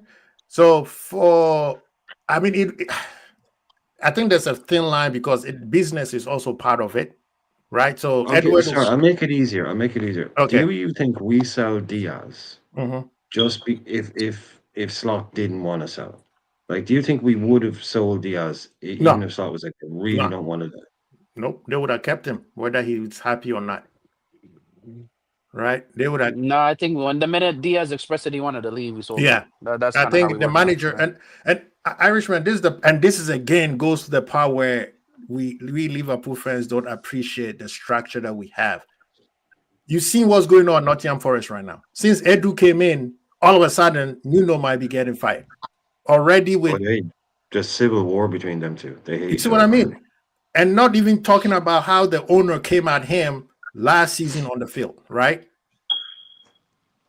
Like Hughes and Edward picks people who works well with them, not just they're gonna be a yes man. You see what I they're mean? on the same page. Yeah, it's not a yes man situation. If the manager say no, I don't, and remember they call Slot not the manager, they call him the head coach. Kwesi, I was listening to some These are playing commentary, very well, by the way. some commentary on Talksport why the league is moving away from having managers who more or less determine players who come in, and are now most of them so-called managers are being reverted to head coaches, because I don't think it has worked out so well for many teams. Which one, the managers? Well, having a manager who has the say in who comes in and who leaves, instead of having a director of football who has a discussion and a conversation with the head coach on what the team needs and what it doesn't need. You see, for those of you who work in the corporate world, having an absolute executive director at the top of a big conglomerate almost always doesn't work. Simply because mistakes will be made. And you have to be told as the big kahuna in the business, you need people who can tell you that where you are going is wrong. At least for the record, you need somebody who can tell you, dude, where you're going is wrong. We are having this, and please, this is not to bash anybody. So we are having this whole to do about Isaac because we chose Darwin over Isaac a few years ago. And so if we had chosen Isaac over Darwin, as the guys who ran the numbers were telling Klopp to do, we wouldn't have been here. We paid 22 million pounds more for Darwin than we paid for Isaac. And now we've gone back to the same place doing what it is that we're supposed to do. So for me, my thing is that I think it is good that I knew when Edu was going to Nottingham Forest that Nuno wouldn't last. I absolutely knew it, that he wasn't going to last because he was definitely going to bring his style. I also knew that Edu left Arsenal because he was beginning to have issues with Arteta. Yeah, it's not always that we the fans hear what happens. It's not always, but if you've been around for that long, you can read into the weeds.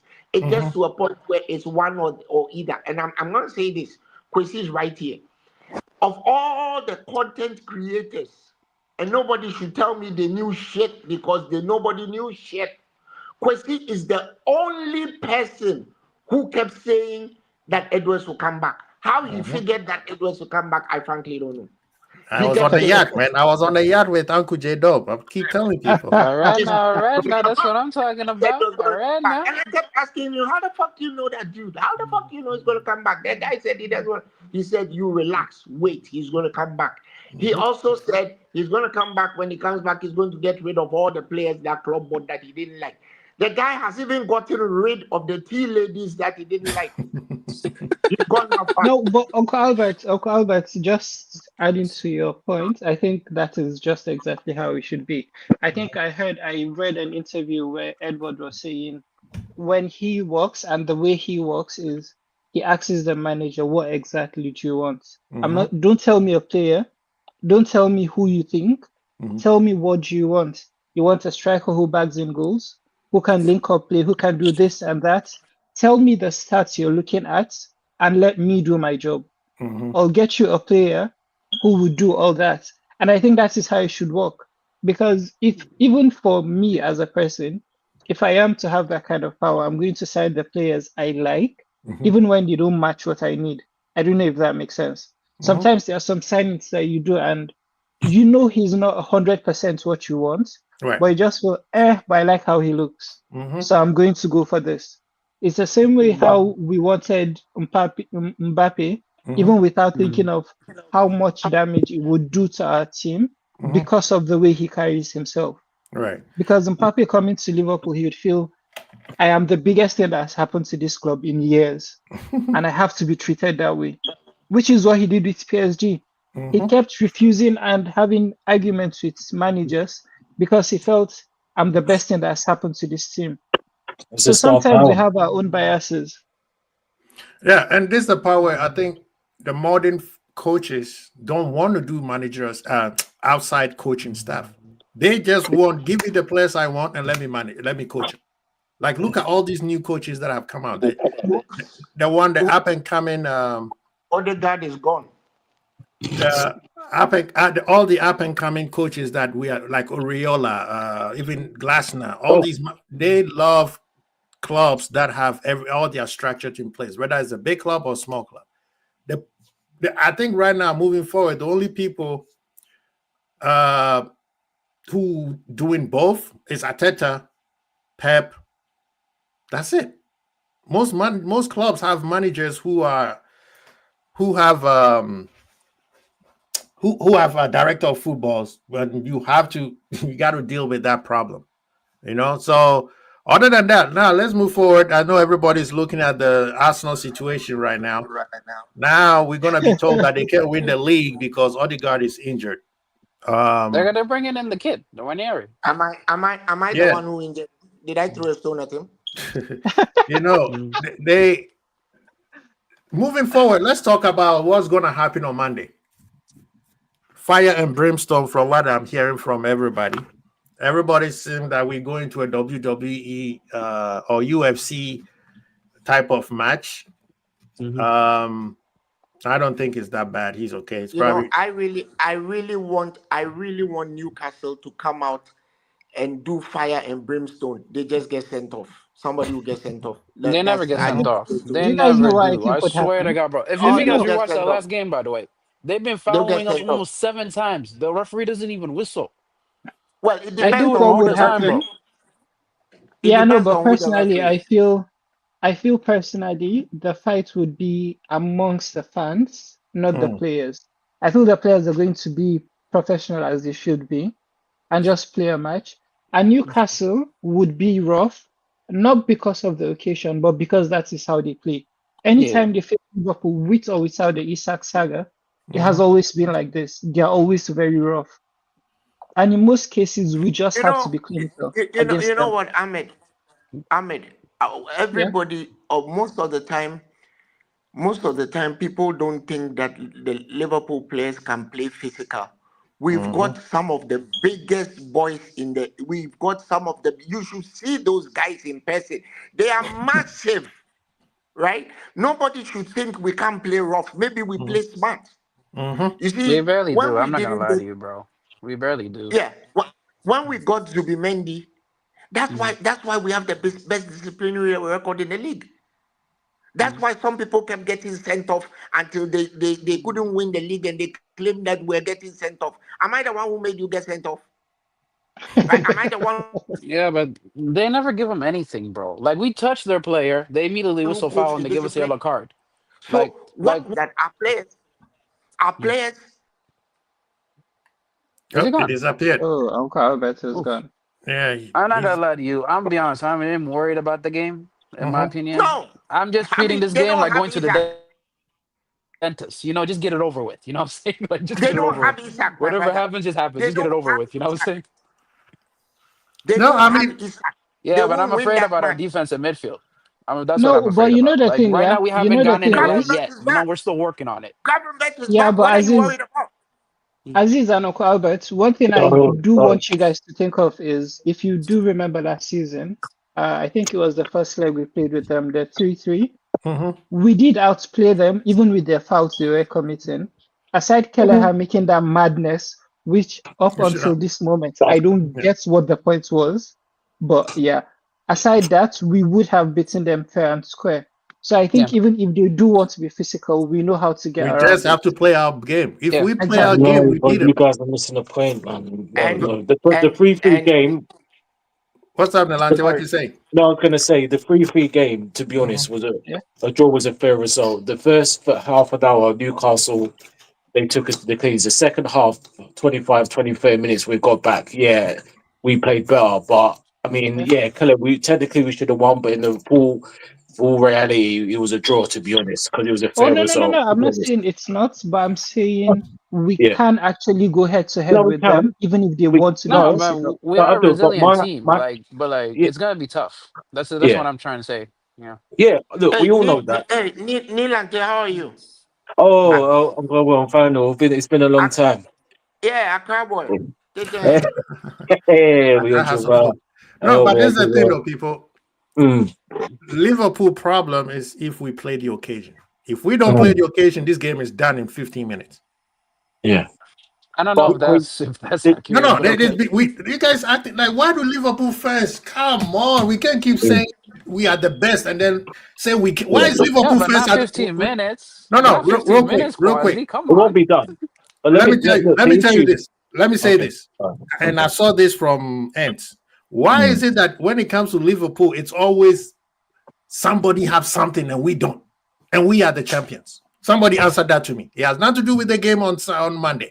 Somebody tells me, why is it that Liverpool are the only club that worries that somebody's going to have a chance? Somebody's going to have physical. Somebody's going to do this. Like Liverpool is just a dummy, just sits there, and then we get lucky and we score a goal. So somebody explained that. It has nothing to do with the game on Monday.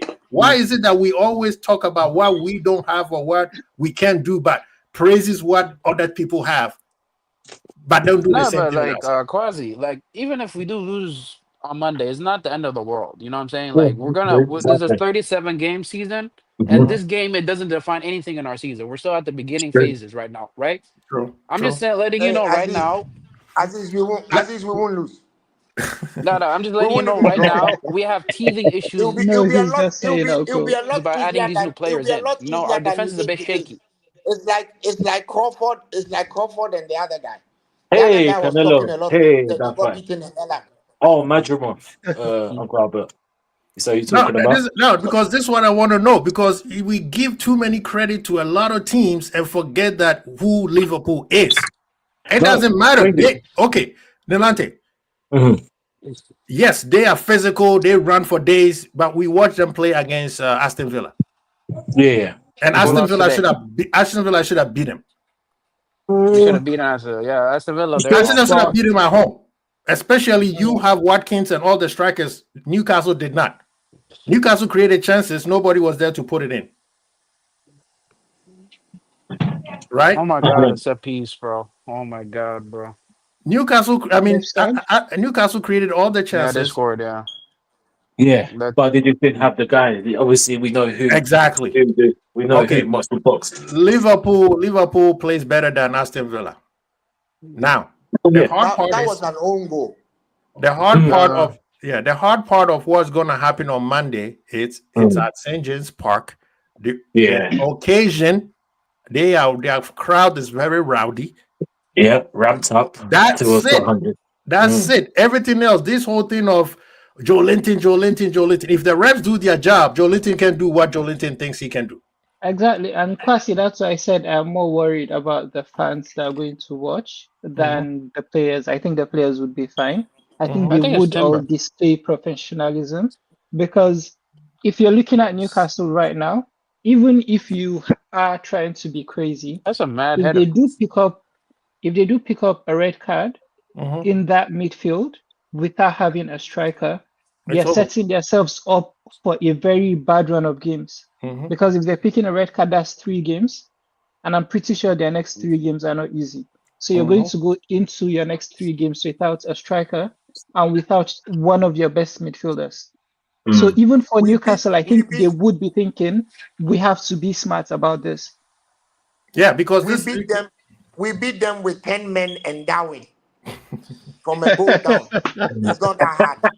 Well, You know what I mean? Uncle, Like, because I'm looking at it. I'm but looking at look it. what happens in the more important game. They battered us from pillar to post. They embarrassed us.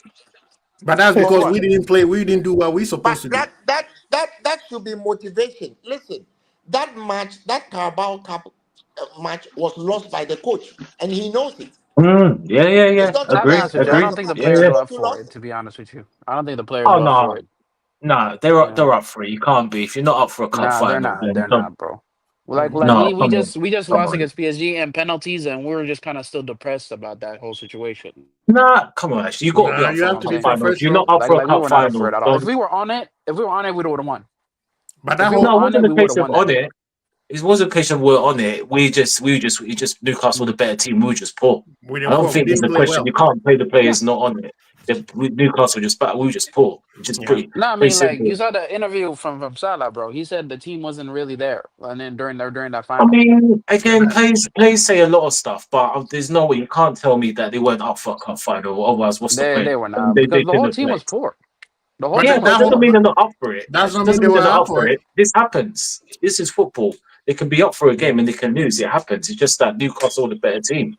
And it was a shambles. And like Uncle Albert said, Slot was to blame for that week. It doesn't help if when you are taking a corner kick, you ask the shortest player on the pitch to deal with the tallest player. I don't know. It doesn't help either. Yeah. But you know what? I think the bigger issue is our defensive aspect, the team defensive aspect, because I've seen this since last season, and we won the league. There's been many a times, and I remember the Chelsea game, we beat them 2-1, and traditionally we were getting counter-attacks a lot, and I see the midfield being passed so many times. It's just the fact that Grab was there to save it, or VVD, Kanai, they were on a better wavelength, and I've seen that last season. And again, the Bournemouth game, we've seen the same thing. So really, the game against Newcastle is about us defensively as a team. And I know we've got a new back line, but if we don't do the basics, then we're going to lose the game. If we can't defend properly as a team, then we'll be in trouble regardless of no Isak. Forget about that. We need to do the basics. And that's why, for me, if Gravenberch is injured, I don't want to see a Soboslai Jones combination. I want solidity. And as much as people say Endo can defend better than the other two. And this is the key. So for me, if Gravenberch is injured, Slot needs to use Endo, because no one can tell me that Endo can't come in and do a job defensively for that team. Because otherwise, it'll be the same counter-attack press. We get exposed and we create chances. So for me, the defensive aspect as a team is key on Monday. Forget about the attacking. All of us in this panel, we all know what we can do attacking-wise. That's not the issue. It's the team defensive stability, and we need to improve on that. I mean, if that's the worry, then it's just based on the manager's tactics. Play like he played against Chelsea or City. All right, brothers, I'm heading out now. Yo, Odegaard is injured. Big up yourself. Thank you. Odegaard is injured. Big up, Carl, man. Thank you for coming through, man. Yeah, can you hear me? Odegaard is injured. Yeah, his shoulder. Oh, yeah, we saw that. Odegaard is injured. Havertz is injured, and I'm the one who threw a stone at them. Yeah, so with the game on Monday, I don't think it's people are making it way to be something. It's a slugfest. Yes, it's gonna be physical. Yes, it's gonna be hype because of the crowd. Yes, but Liverpool, focusing on Liverpool, there's not what else. If Liverpool play Liverpool ball, I don't care how many times Joe Linton body somebody. Yeah. You're gonna tell the truth. That hype and that tempo suits us better than them. Mm-hmm. So they got to be very careful if they want to do the end-to-end situation. Mm-hmm. they might find themselves blanking and then they're down. Like I said yesterday, Quasi 2 down 2-0, just like that. Mm-hmm. And the thing is, for Liverpool, that's what I said. The only kryptonite thing is don't play the occasion. That's always been our problem. When we play the occasion, that's where we burn out towards the end of the game. We make mistakes. If Liverpool focuses on us and we play, we could go end to end with you. But if we focus on how we play, this, like I tell people, this game could be over in 15, 20 minutes. Because guess what Newcastle's gonna do? The first 15, 20 minutes, they're gonna be coming at us. They're gonna throw everything at us, trying to finish the game off. If Liverpool say, okay, we're gonna sit, beat us. I promise you, we will get 2 chances in that 15 minutes and score 2 goals. Because they're gonna make so many mistakes, and that's why I preface it by saying that the game could be over in 15 minutes, depending on how well Liverpool stay focused. They will also let the occasion get to them, and they will also let the occasion get to them by thinking, having a rush of blood to the head. They're going to do this. They're going to do that. They can't do. Let them do it. 2 seasons. Was it 2 seasons ago? So 1.5 years ago, on New Year's Day, they came to Anfield, and I went to watch the game, and they came with the same blitzkrieg style, and they found themselves down 2-0 inside 20 minutes. We won that match 4-2, if you guys remember. Yeah. By halftime, the game was over, and we just took our foot off the pedal. The game was over. So I want them to come up very upset, because when you're upset, you make mistakes. I want them to come up very upset over Isak. And Isak is not playing. Isak is the best striker in football as we speak. That counts for something. He's not playing. End of. Even their makeshift center forward is a guy who also wants to come and play for Liverpool, but we can have that conversation another day. So we will beat them. I don't. If we draw that match, I will consider it a loss. We will beat them. Yeah, I'm expecting 3 points. I don't care what it is. I know it's going to be difficult, but one thing I love about Liverpool is that the difficult the game is or the match is, that's what we play better. More focus. The more focus we are. Exactly. Thank you. Thank you. That's the word I was looking for. We are more focused. Yeah.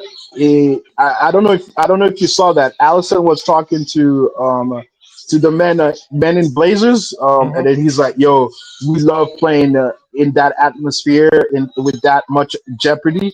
He was saying that to that guy, asking him a question. He's like, "Yo, they're looking forward to it," and so I'm like, "Yo," and for the last 5 years, anytime Liverpool is playing a big time team, that's not when I'm worried. I'm worried when we're playing Bournemouth. Exactly, those low level, because that's what we make. That's when I'm worried. That's when I'm worried. Because we lose concentration. When we are playing Luton, exactly, Luton. That's when you should be worried.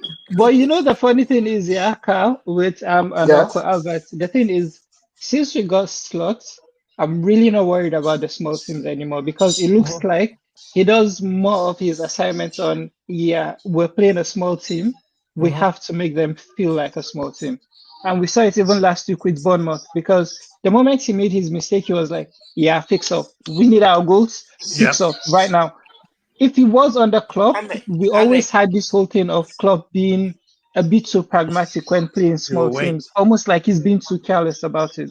He will wait till they fix it. Exactly. And I think, thank you very much. You lose the title because you lose and draw with the small teams, not because you beat the big teams. Exactly. 2 seasons ago, it was Crystal Palace. It was Crystal Palace who cost us the league championship. It wasn't losing to Arsenal at the end.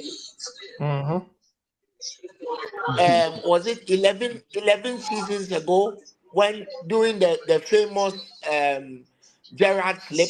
It wasn't the Gerrard slip that cost us the title. It was the match afterwards. It wasn't even the one with Crystal Palace. It was before that. All the draws that we had that season.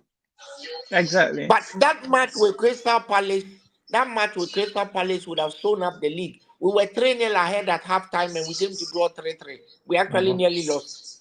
So those are the things that count. If you go and draw at Luton, miss all the chances in the world. I mean, for me, that's the day I gave up on certain players, but I won't mention their names because they are And you gone. know the funny thing with Slot here, which I'm always happy about for him, is I think last season he learned the hard way when he lost to Nottingham Forest, especially because at that time nobody had seen them as good yet. We just thought, oh, they finished 17th last season, barely survived. How are they coming to us and beating us at Anfield? And everyone, and I'm sure it took him by surprise, and he was like, wow, is this what I have to deal with? Then we went to, was it the FA Cup where he had to play the kids? And then seeing, okay, I actually can't play the kids, even if it's a small match. I have to be focused. And you saw that throughout the rest of the season. Even when people bring up the PSG game, we didn't really play bad. The We second just one. didn't have enough players to affect the game as much as we wanted to. And I keep saying it, if we had Gakpo in that game, we don't lose. That is me personally, because I think it was easy to just take out Salah because Diaz is always not consistent. You take out Salah out of that game and there's nothing going on in our attack. Yeah. But you have Gakpo who doesn't need to come into the box to score. And it makes a whole lot of difference. So a lot of this noise about last season, until we won the league, there was barely any complacency from the players. They played very professional matches. I think we barely won any match that you'd say, oh, we won too comfortably, but it was just basic professional games. Win 2-1, win 3-1, game done, everyone rest. So it's yeah. No, it's the game. Liverpool, we know what our problems are. It's not what other clubs 2-0. Yeah, it's not what other clubs are doing. It's usually what we do. But you guys, what do you think about this post here? What does it say? I can't read it. It's a bit too small. Sorry. It says new Alexander Isak is set to attend the game on Monday, but it is not unclear where he will be sitting. Yo, my man is messy. I didn't know he was that kind of guy. He's messy. No, I don't think he's going. He goes there, the fans will revolt against him. Anything can happen. I don't think he's going to go. I think for his he better be cheering. He better be cheering for Liverpool. I mean, he better be cheering for Liverpool. Yeah, and the thing is, this saga I think is coming to an end, one way or another. But Kwasi, you know something, yeah? Sorry to cut you short. Yeah. If not for Newcastle behaving like assholes, I feel this would have been the perfect way to announce Isak. Oh my God, to the Liverpool fans, and for him to tell Newcastle, thank you for everything. It goes easy that way. He's telling Newcastle fans, yes, thank you for everything you've done for me. And looking at the Liverpool fans and going, thank you for welcoming me. And it goes so easy. But because they're being so assholes, so much of assholes, we have to deal with all this. But you know, Ahmed, we also have our own set of assholes within our own team. You have players, ex-players like Don Hutchinson. For those of you who are too young to remember, in 1994, he went to Cyprus and exposed his naughty bits on bar tables. At that time, we were being sponsored by Carlsberg. He didn't even have the good sense to cover it with Carlsberg. He covered it with Budweiser, and the team sacked him. Right? So today, he's sitting there calling somebody's indiscipline. What's the name of the other guy?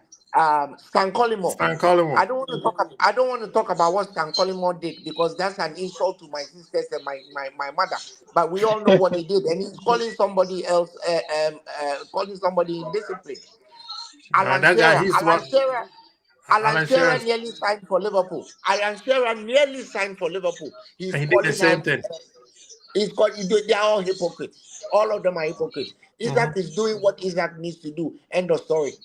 The same people who said Trent was right to do what Trent did are now saying that Isak shouldn't do what Isak. Oh, what the club has done for Isak. Really? Do they play with his legs? But you're even taking it too far. A lot of people that keep saying this thing about Isak. Just a second. Go ahead. Lante, you want to say something? I'll switch call. Look, I'm about to say I'm gonna deviate the conversation. The goalkeeping in some teams, man, it's just horrible. I don't know if you see that goal. The dude just lifted his elbow like he was trying to save the ball with his elbow, bro. I'm like, really? I thought it was, I'm thinking before, oh, great shot. But I'm looking at it, man. He didn't even put an arm up. He lifted his shoulder like he was about to do something. That shit is just disgusting, bro. Oh, we're just best, Some and of we the have teams, forgotten how bad it are is. still playing championship, man. They are still in the Yeah. championship. They'll wake up in a few matches time. But the funny thing is, I think for Liverpool, I think we're so blessed with Kelleher and Alisson that we've forgotten how bad goalkeepers can be. I still have nightmares from Mignolet actually seeing straight shots and having a way to let the ball in. There was a shot, I can't remember what match, it was directly at him. I still watched that match maybe 3 times before I noticed he actually moved his head away to let the ball in because he didn't want to take the shot on his face. Mignolet and the German keeper who gave up the Champions League final to Karius. Judas. But Karius wasn't that bad. Honestly, maybe it's just me. Aside the Champions League final and the games, Karius was horrible. He lost all his he lost all his confidence after the Champions League. He wasn't a bad goalie. He wasn't bad. Final, exactly, he was decent. I'm not saying he was. The talent was there. The talent was there. Yeah. The talent was there because he got us to the final. If go back and watch. Go back and watch that same final you're talking about. Go watch the quarterfinals with City. Yeah. Yeah, go watch it. When what's the name? Sane shoot the ball on the corner and he just stood there and let the ball go right by him and the goalpost. No, I'm not saying he was the best, but I'm saying he got us to the final. No, that's true. Mignolet in post, we don't get to that final. No, he was a good shot stopper, but he wasn't a championship. He won't win you any championship. That one, exactly. No, he would have been good as a decent backup keeper. No, he would. I think he lost his head after that. Thank God for Alisson. Our backup keeper is better than every other keeper in the league. For sure. Mamardashvili is good. Mamardashvili is a big time. You know what? I won't disrespect Raya that much. I won't disrespect Raya. I'll give it to him. I think he has. Raya is good. He has step up to the. Raya is good, but he's hit his limit. He has step up to. Yeah. Let me ask you a question. How does Raya? Why is Raya still the third choice keeper in Spain? Why is he the third choice? I didn't hear that question. Sorry, brother. I didn't hear that question. Could you repeat it? Why is Raya third choice keeper from where? For Spain. For Spain. Spain. And let's be honest, Spain doesn't have that many good goalkeepers. Well, they have 3. They have Unai Simon, Raya. They have someone else. I can't remember who it is.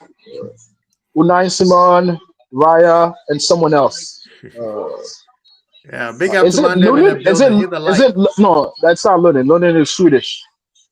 I can't remember who it is, but they have 3. Yeah, I remember the name in it. He's the I think it's the it's not Celta Vigo goalkeeper. I'll get you the name in a second. But yeah, Raya is the third choice when it comes to Spain, and Unai Simon is the undisputed. He is the undisputed number 1. Not that great. Yeah. Unai Simon, he's average. He's not even that a great goalkeeper. That's the thing, but it works. Oh man, he plays for Bilbao. Bring him to. He is actually so good. He doesn't need to move anywhere. He is that good. Bring him to a big team, and it's a different story altogether. Malcolm Allison always used to say that a good goalkeeper is only as good as the 4 defensemen in front of him, and to an extent, it's true. Yeah, that's true. But again, let me. Some goalkeepers are total outrage, but hey. Let me bring this conversation back to this again, just for a little bit. Just for a little bit. Just to back to us, Kwasi. I know you're looking for trouble, so back to us. No, I mean, all I'm gonna say is this is what all the tacticals and the super people who knows football than everybody else wanted, right? This is But what people wanted. But then yeah, but when the Kwasi, color you know, became yeah. red, oh, we are not using them right. Oh, we are not doing this. Okay. Thank you No, very much. fans are always going to say what they want to say. I think however you want to twist it, sometimes you have a way to say it's a bit better. We heard it with Arsenal fans, even with Eze, before they finally signed him. When it looks like he was going to Spurs, I had Arsenal fans who were saying, oh, we're better off going for a natural left winger. We're better off going for a Rodrigo rather than this. And then now they sign him and they're like, yeah, we always wanted Eze. So always the fans are always going to flip it how they feel the weather is going. And even for Liverpool fans, if today, let's say if the team had backed out from Isak and go for Alvarez, we would be here shouting, oh, but Alvarez is a more complete player than Isak. So it's always just going to be like that with fans. You're just going to back who you think your team is getting. No, I mean, it's not. I'm not talking about. This is not Liverpool backing anybody. I'm talking about Liverpool fans. I mean, remember, I don't care about rival fans. Whatever rival fans say is immaterial to me. It's like Carl coming here, and Carl is like, how Vert would have been balling at City, and then we go and we get Vert, and then he's like, no. Actually, I think Cherki will be the better player. I'm like, brother, which one do you want? That's what I'm talking about. It's a fear of losing. I think To tell the truth, I'm happy with what I got. I'm happy with what we got.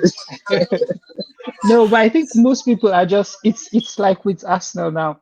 You see how the transfer season started, and Liverpool went bang, bang, bang, and they just went, oh, Liverpool has to win everything. But then they kept saying, oh, but if we sign this, we might catch up. Now that they have everything, they're so scared to actually outrightly say would win the league. It's like, oh, but our left wing is still a bit short. You see what I mean? Our goalkeeper. I heard someone saying Raya isn't all that good. I promise you, yesterday on one podcast, on one YouTube channel, someone said, oh, but you can't win the league with Raya and Post.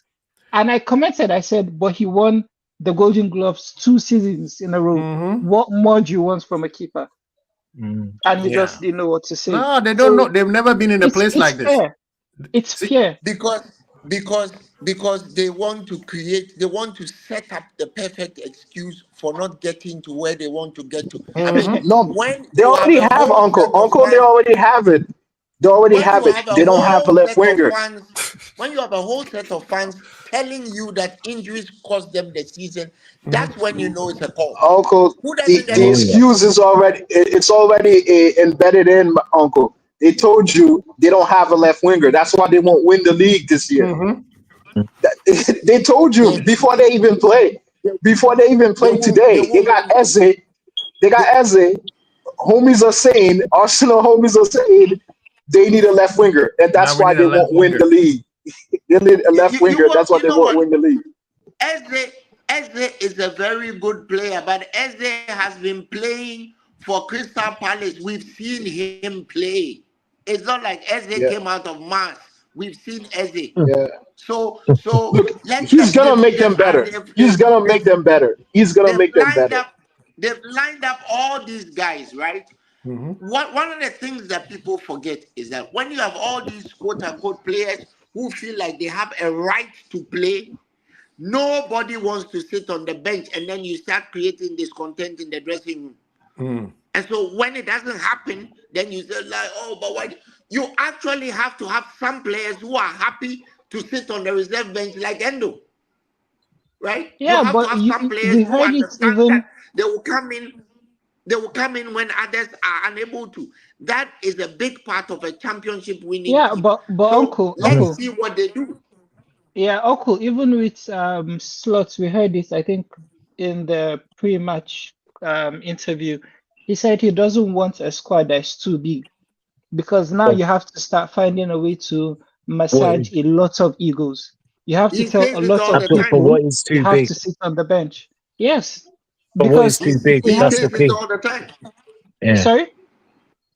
I mean, no. So what is too big in your opinion? Because there's no. I'm not saying No, I know I'm it's not. I not. don't No, I'm have just a Well, number. asking. Chelsea, No, I'm just Chelsea, asking your Chelsea, opinion. Chelsea Oh, is an for me, example. if you have Chelsea is an over example. 30 first team players, that's too Oh much. yeah. Oh yeah. Because Oh No, yeah. no, I don't 30. think he's talking about that. I think he's mostly talking about the 11 plus 5 or 6 players. But I think to me he's wrong to think that way because with the investment of having 5 100%. substitute, so you need more squad now. It's a You need more 23. squad Yeah. depth. That's Yeah, that's so you just. need Yeah. Go to on, be sorry. thinking as Mm. 22, 23, just like you said. You're perfectly Mm. right. So I maybe back when we can only do three subs, yes, I can understand. You need probably 15 players, but I think now 15 is too small. No, you need You need to start 17. thinking at 17. least 17, and you want to be in the 20s. You want to have a 20-man rotation type of situation. 20-man Nah, possible rotation. If that's what that's. I'm, yeah.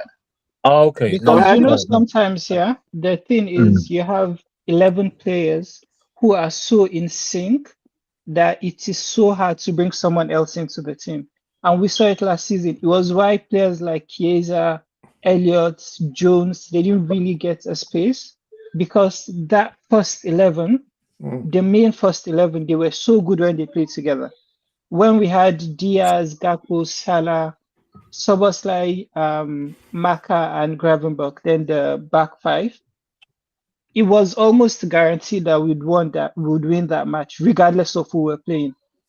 So once you have those crop of players who are just so perfect, and then you have 1 or 2 who would come off the bench and make a difference, Mm. it's mostly okay. But yeah, if you have too many players, you have so many egos you have to massage. Even for Chiesa now, aside the fact that we have shortage in our attack, he was willing to leave at some point because he felt, as much as I'm a nice guy, I can't keep sitting on the bench for this long. Of course. Of Yeah. course. Exactly. I mean, right now they're talking Because about he has a new attitude at the club right now where I that's mean, even before the goal. And the goal probably made it now. I mean, look at him. His hair is growing. let's not forget that after the Euros, Chiesa was the most sought after player in Europe. He was yeah. 121 man. player in Yeah, 2020. Yeah. Exactly, Carl. Yeah. he's ball striking. We can see it. We can see the talent. Like when he scored at in the League Cup final, we were like, "Yo, man, we need that. We need that player to get up to speed because he could have helped us." But the thing is that he never got up to speed. And I'm saying is that I think on that his day ball he should have striking been will brought help on us a earlier. lot. What? I was saying that I think on that day he should have been brought on earlier. He would have made a Again. difference.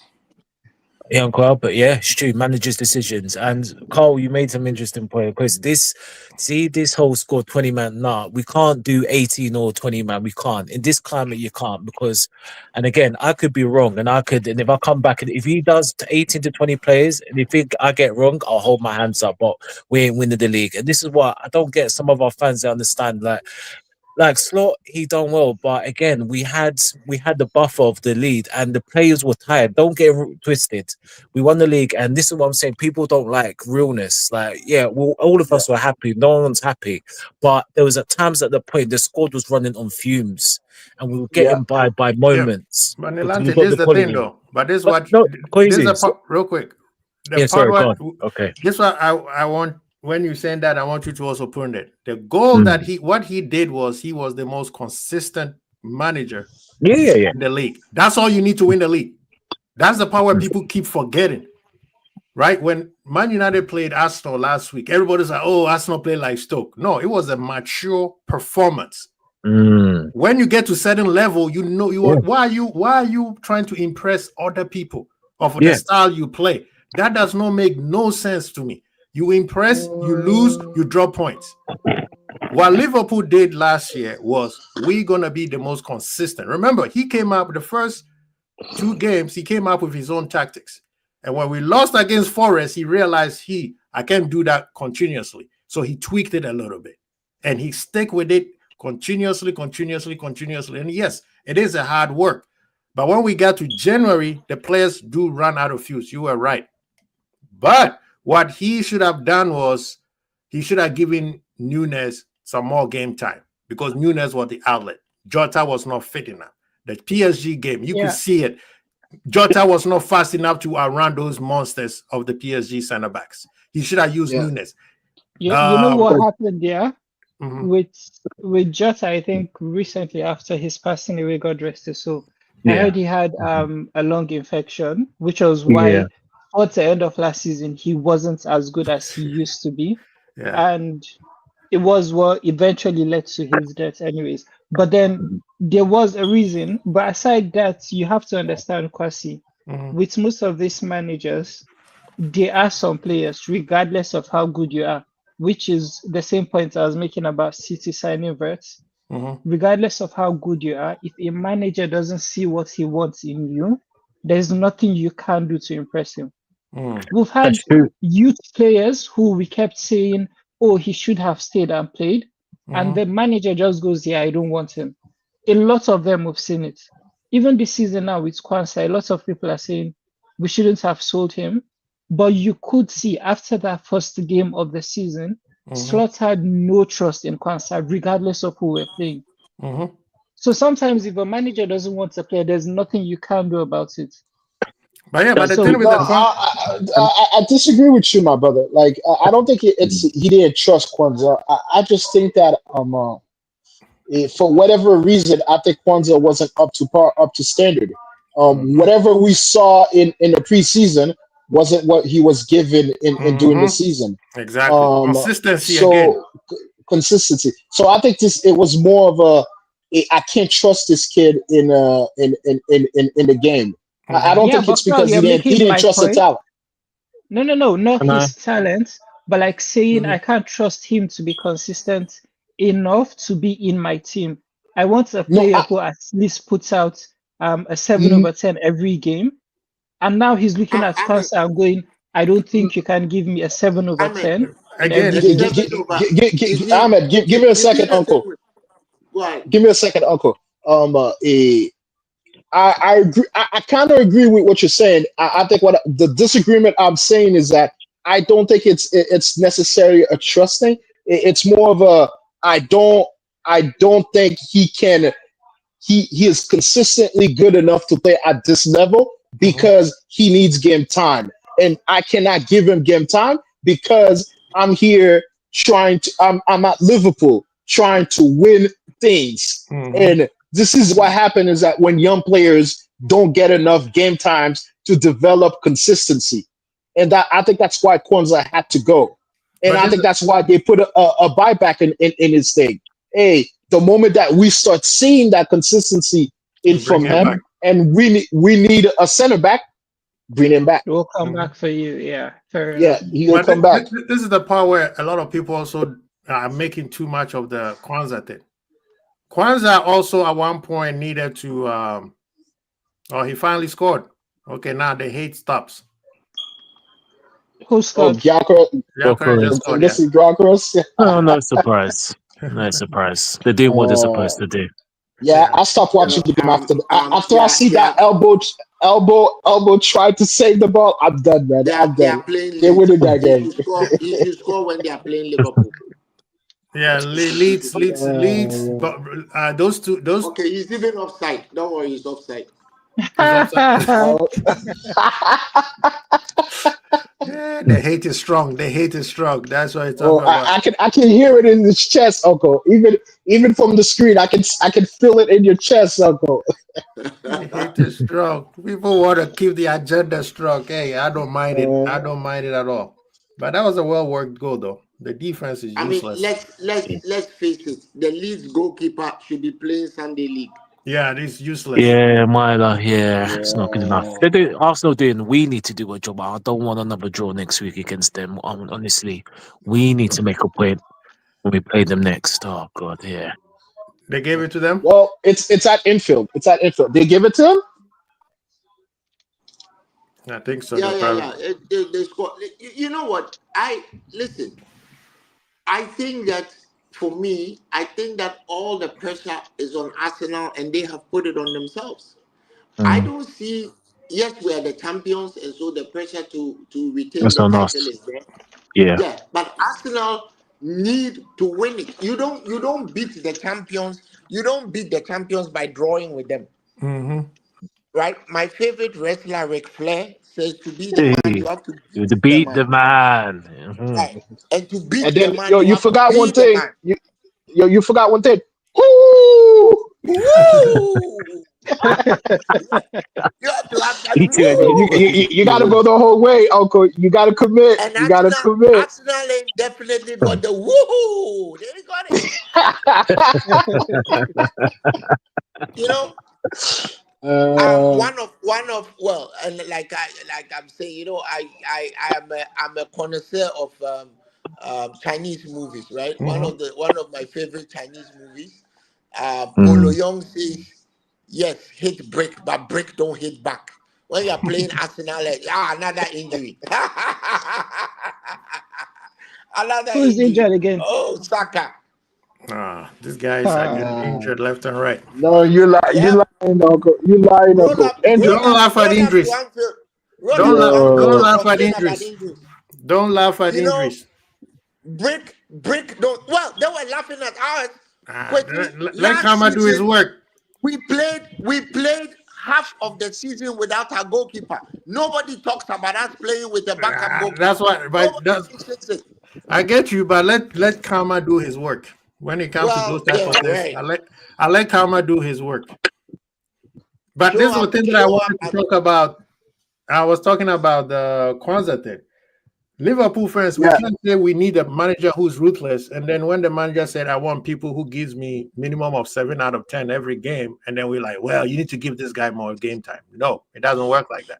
If you want to have and you know something, if you want to have a dominant team, everybody has to stay consistent. Otherwise, you're doing exactly what Klopp used to do, which is when the player is playing bad, he forces the player to play out. He played them to consistency, which is not a horrible way to do it also, right? Yeah, but which is not a horrible way to do it.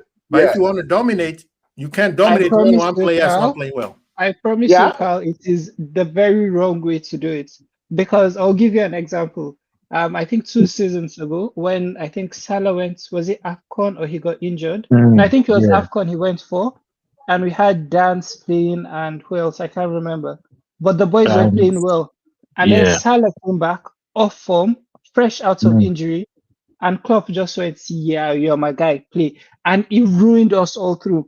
Because it wasn't giving kids time to even play anymore. And we're just losing games.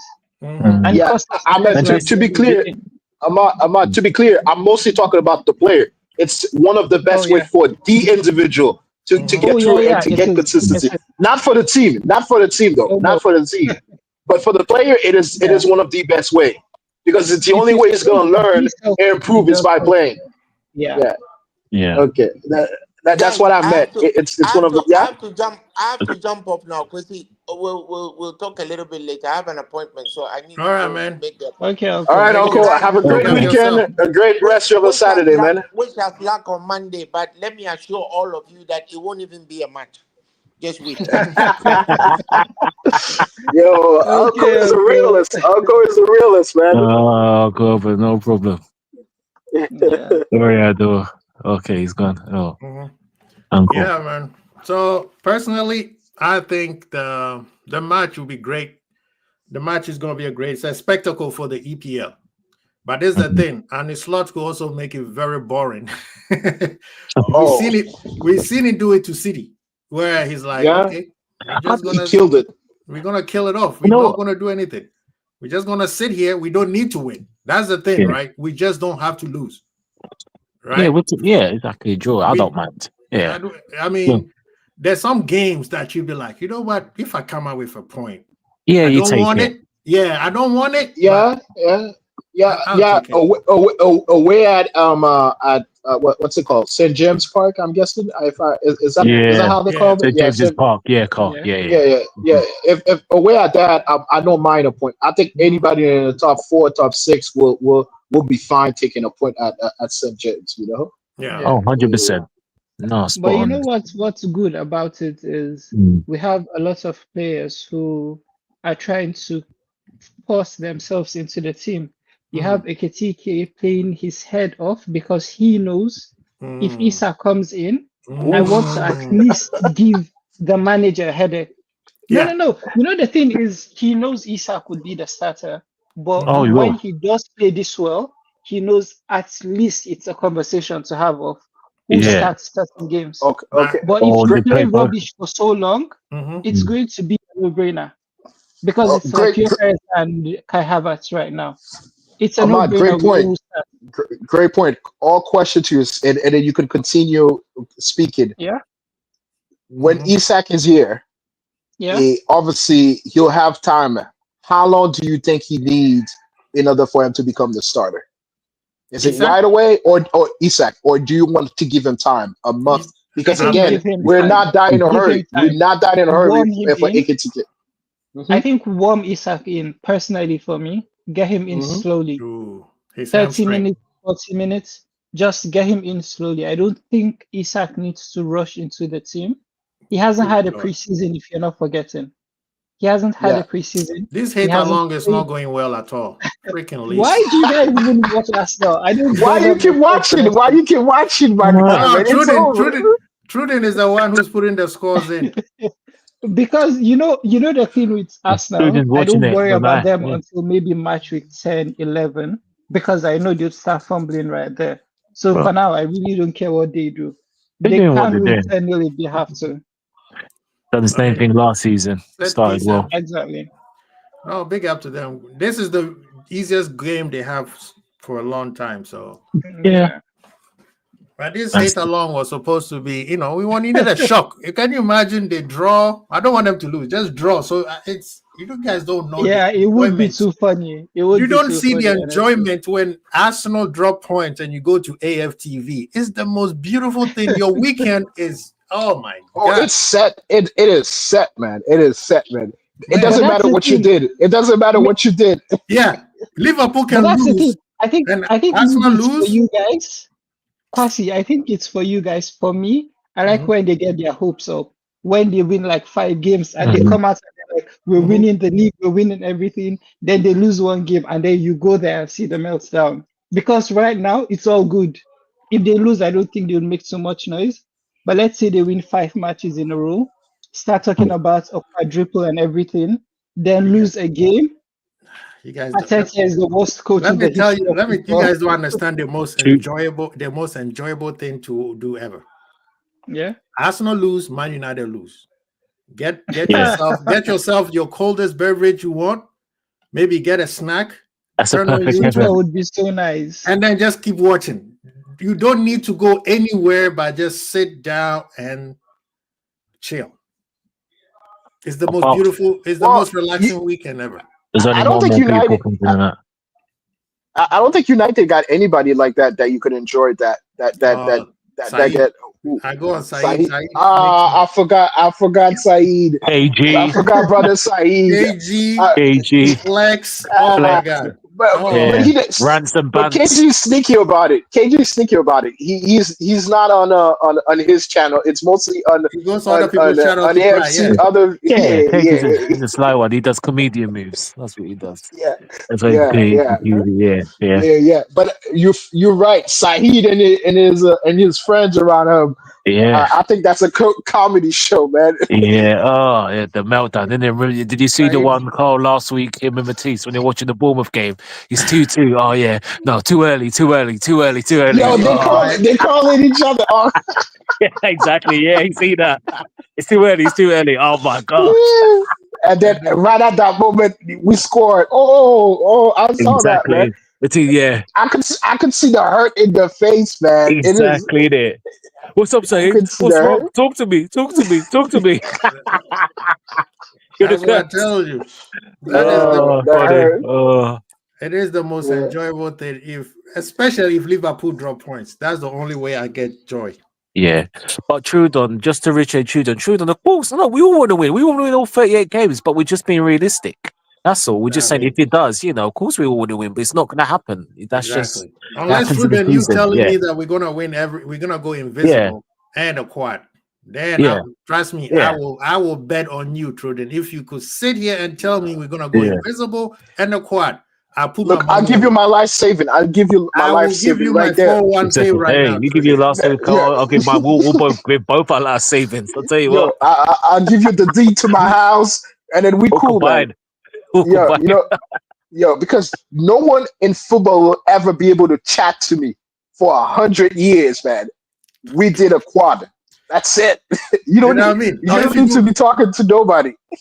if you do a quad, that's historic, Yeah, generational. It doesn't man. matter what you could. Why are you talking to me? That's what I keep telling. I was It's not watching. even generational because generational it's 25 years. It's centurial. It's centurial. No, it's forever. Yeah. It's forever. That's what I'm saying. It's forever. Well, forget it's eternal. It's forever. Don't tell me Oh anything. man. Shoot, Liverpool can get relegated. I'm still talking about quad. Yeah, for that 2 weeks, man, when we could have won the quad, where we could have win the league and the Champions League, my guy, man. Oh, that was one of the most like depressing after games. every single game, man, I didn't cry, but I could shed a tear because like my girlfriend at that time was just like, "Yo, what's wrong with you? What's wrong with you? It's just a game." I'm like, "Yo," I'm like, telling people, don't talk to me. As much as Liverpool versus City, those 5 years was one of the best football ever played on the planet. Those were the worst time to watch. If you're a Liverpool fan, the worst time to watch Liverpool. To tell Quasi, to me, stress. It was very stressful. But to me, to me, is that year of the quad. That's when it hit me. Because before I'm like, yo, I can't ask my team to play any better during the season. Losing it by 1 point, winning 30 games, 29 games, and okay, I get it, 7-6 draw, but it's not like the other team. The other teams sometimes have more draw than us. But they win it because they had less loss. They had one less of a loss than us. Yeah. You said sometimes we'll do 29 and then 7. I don't remember exactly. We'll do 29, 7 draw, but they'll do a 36, 8 draw and then 1 loss. Man. But we'll do a 29 and 7 and 2. Like I and then the other guy do a 37 and 1. I can't be mad at that. I can't really be mad at that, man. But the quadruple one, that's the one I got mad, really mad. Especially when Rodri touched that ball against Everton. Oh, forget that. Like, final day of the season. That was mixed emotions, isn't it? 2-0 up, Coutinho, you're thinking this is gonna happen, and then lo and behold, oh god, Gundogan, Sterling, and oh god, that was an annoying day. But then to comfort the fact that Madrid, I cannot stand Madrid. If it's not Man United, Madrid in that final, and we bottled it. We had the chance, we bottled it, and that was And it's weird. We won 2 cups, but it was just they were just worthless. It was just weird. It was a weird season, and then we had the hangover effect, and it was. We had the EPL on shook.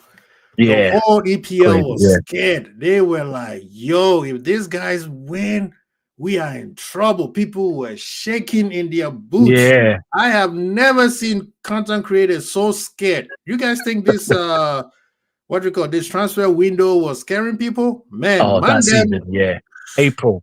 Oh, as soon as we won the FA Cup, they were like, "Yo," and then we kept winning the Champions League. We had a favorable Champions League knockouts.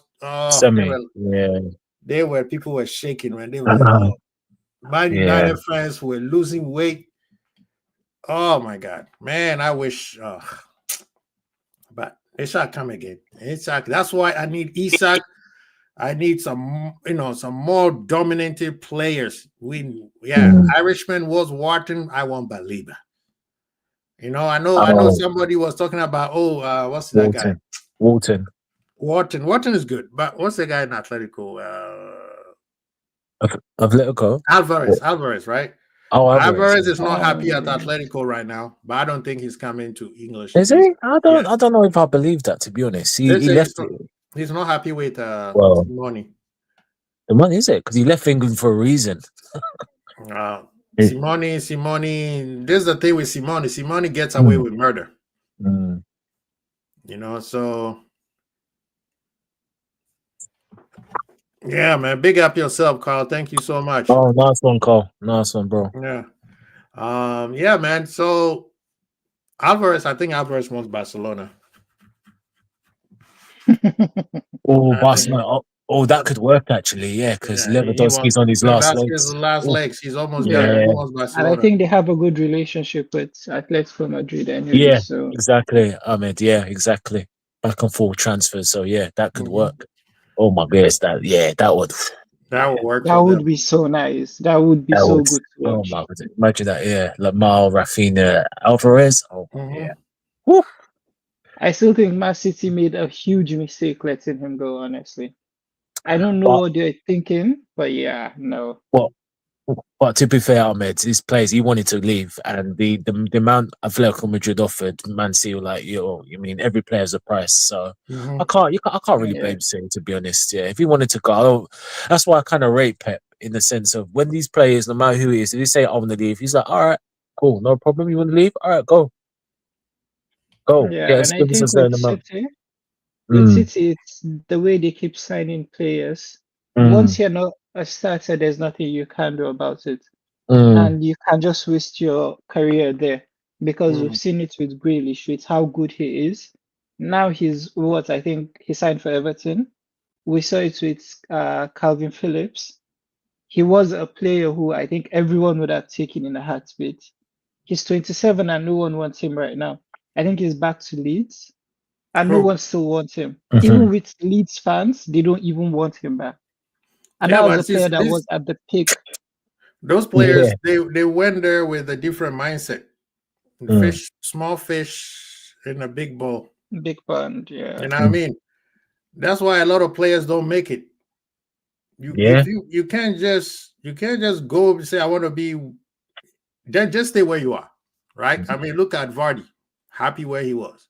Vardy could have gone to any big club, but sometimes these big clubs requires higher expectations, and if you can, if you can do it, you could be the best player and still, I mean, Shevchenko came to Chelsea. Look what happened to him. So those And I things. think for some players, you have to be smart about the position you play and who plays there. And I think it is why, and I think it's why Liverpool has not been able to get a backup for Salah. Because I don't care who you think you are, deep down, you know you're not starting ahead of Salah, regardless of what you do. Yeah, Salah has to leave. You can't, exactly. You can't come in and score maybe 20 goals off the bench, and the next match, Salah still has to start because... That's what it is. That's the exactly. ecosystem. It is what it is. So for some players, I think they just get over their heads and they think they have arrived and rushed to a big team. And I think it's just one of those things. If you sign the wrong player, it's days. If you sign a good player, then you have all that you need. Anyway, big up to Mandem who came in today. I appreciate you guys, man. I'm not going to hold you guys. Enjoy your weekend. On Monday, we got more things to talk about. It's going to be tantalizing, I tell you that much. St. James, Newcastle and Liverpool, we have some friendly rivalry. It goes way back. Dalglish being the manager and that kind of stuff. So there's history there. But Newcastle fans, you guys didn't want Andy Carroll. You put him in a helicopter and shipped him to us. When he was crying, screaming, and kicking, you sent him to us. Now you don't want to send the other one. Unbelievable. But anyway, big up to all of you guys. Please hit the like button if you haven't. Hit the like button. Subscribe if you haven't. The notification bell is very important so you know when we are on. Thank you guys for coming in. Thank you for Anfield Irishman. I think his show is going on. So everybody go to Anfield Irishman to go check him out. Nalante, thank you. Uncle Albert, Ahmed, Abdul Aziz Hag. Who else also was here? Who am I missing? Yeah, I think that's about it. That's about it. Yeah. And all the people in the chat, man. Thank you. And Carl, we forgot Carl because he came in late. And big up to Carl for giving me a donation yesterday. We are monetized nowadays, people. So send a super chat, man. Nice. Send a super chat. I need to buy 21 kit for these babies. So send a super chat. Big up to Dustin, Honesty, Troden. Loss was in the building. Oh man, we have so many people in here. CJ, as always, Redbird, Badro, which we think it's Rasta Crab's burner account. MM. All of you, man, damn, who came in, man. Thank you so much, man. Appreciate you guys spending your couple hours. What's up? Oh, Delante is talking in the background, man. Yeah. Big up yourself, people. Big up yourself. Tomorrow, not big easy, up, Monday, yeah. easy win. What's up? We win 3-0. I think we win 3-0 on Monday. Easy. No, I think it's 3 points. That's what I'm going to say. I know it's 3 points. 3-0. I'm giving a clean sheet already. so. 3-0. Yeah. I'm saying it's 3 points. So Liverpool, don't let me down. I know you won't. But knowing Liverpool, man, you need a defibrillator, a couple of Red Bull, not Red Bull, The first aid kit. Gatorade or Lucozade, just to, you know, they're gonna give you those times. Liverpool, I don't care how great we are, they will give you those defibrillators times where you be like, I know we can beat you with ease, but why are you making it so hard? We don't like doing things the easy way. We don't do things easy way. No. That's why I tell people. So because we could have buried Bournemouth last week, but we had to give them a chance to come back in. Then flex. The players get bored. The players get bored. That's what happened. The players get bored. Yeah. Anyway, all right, people. Thank you so much. Okay, big up, Kwasi. Big up yourself. Big up. All right. Peace, guys.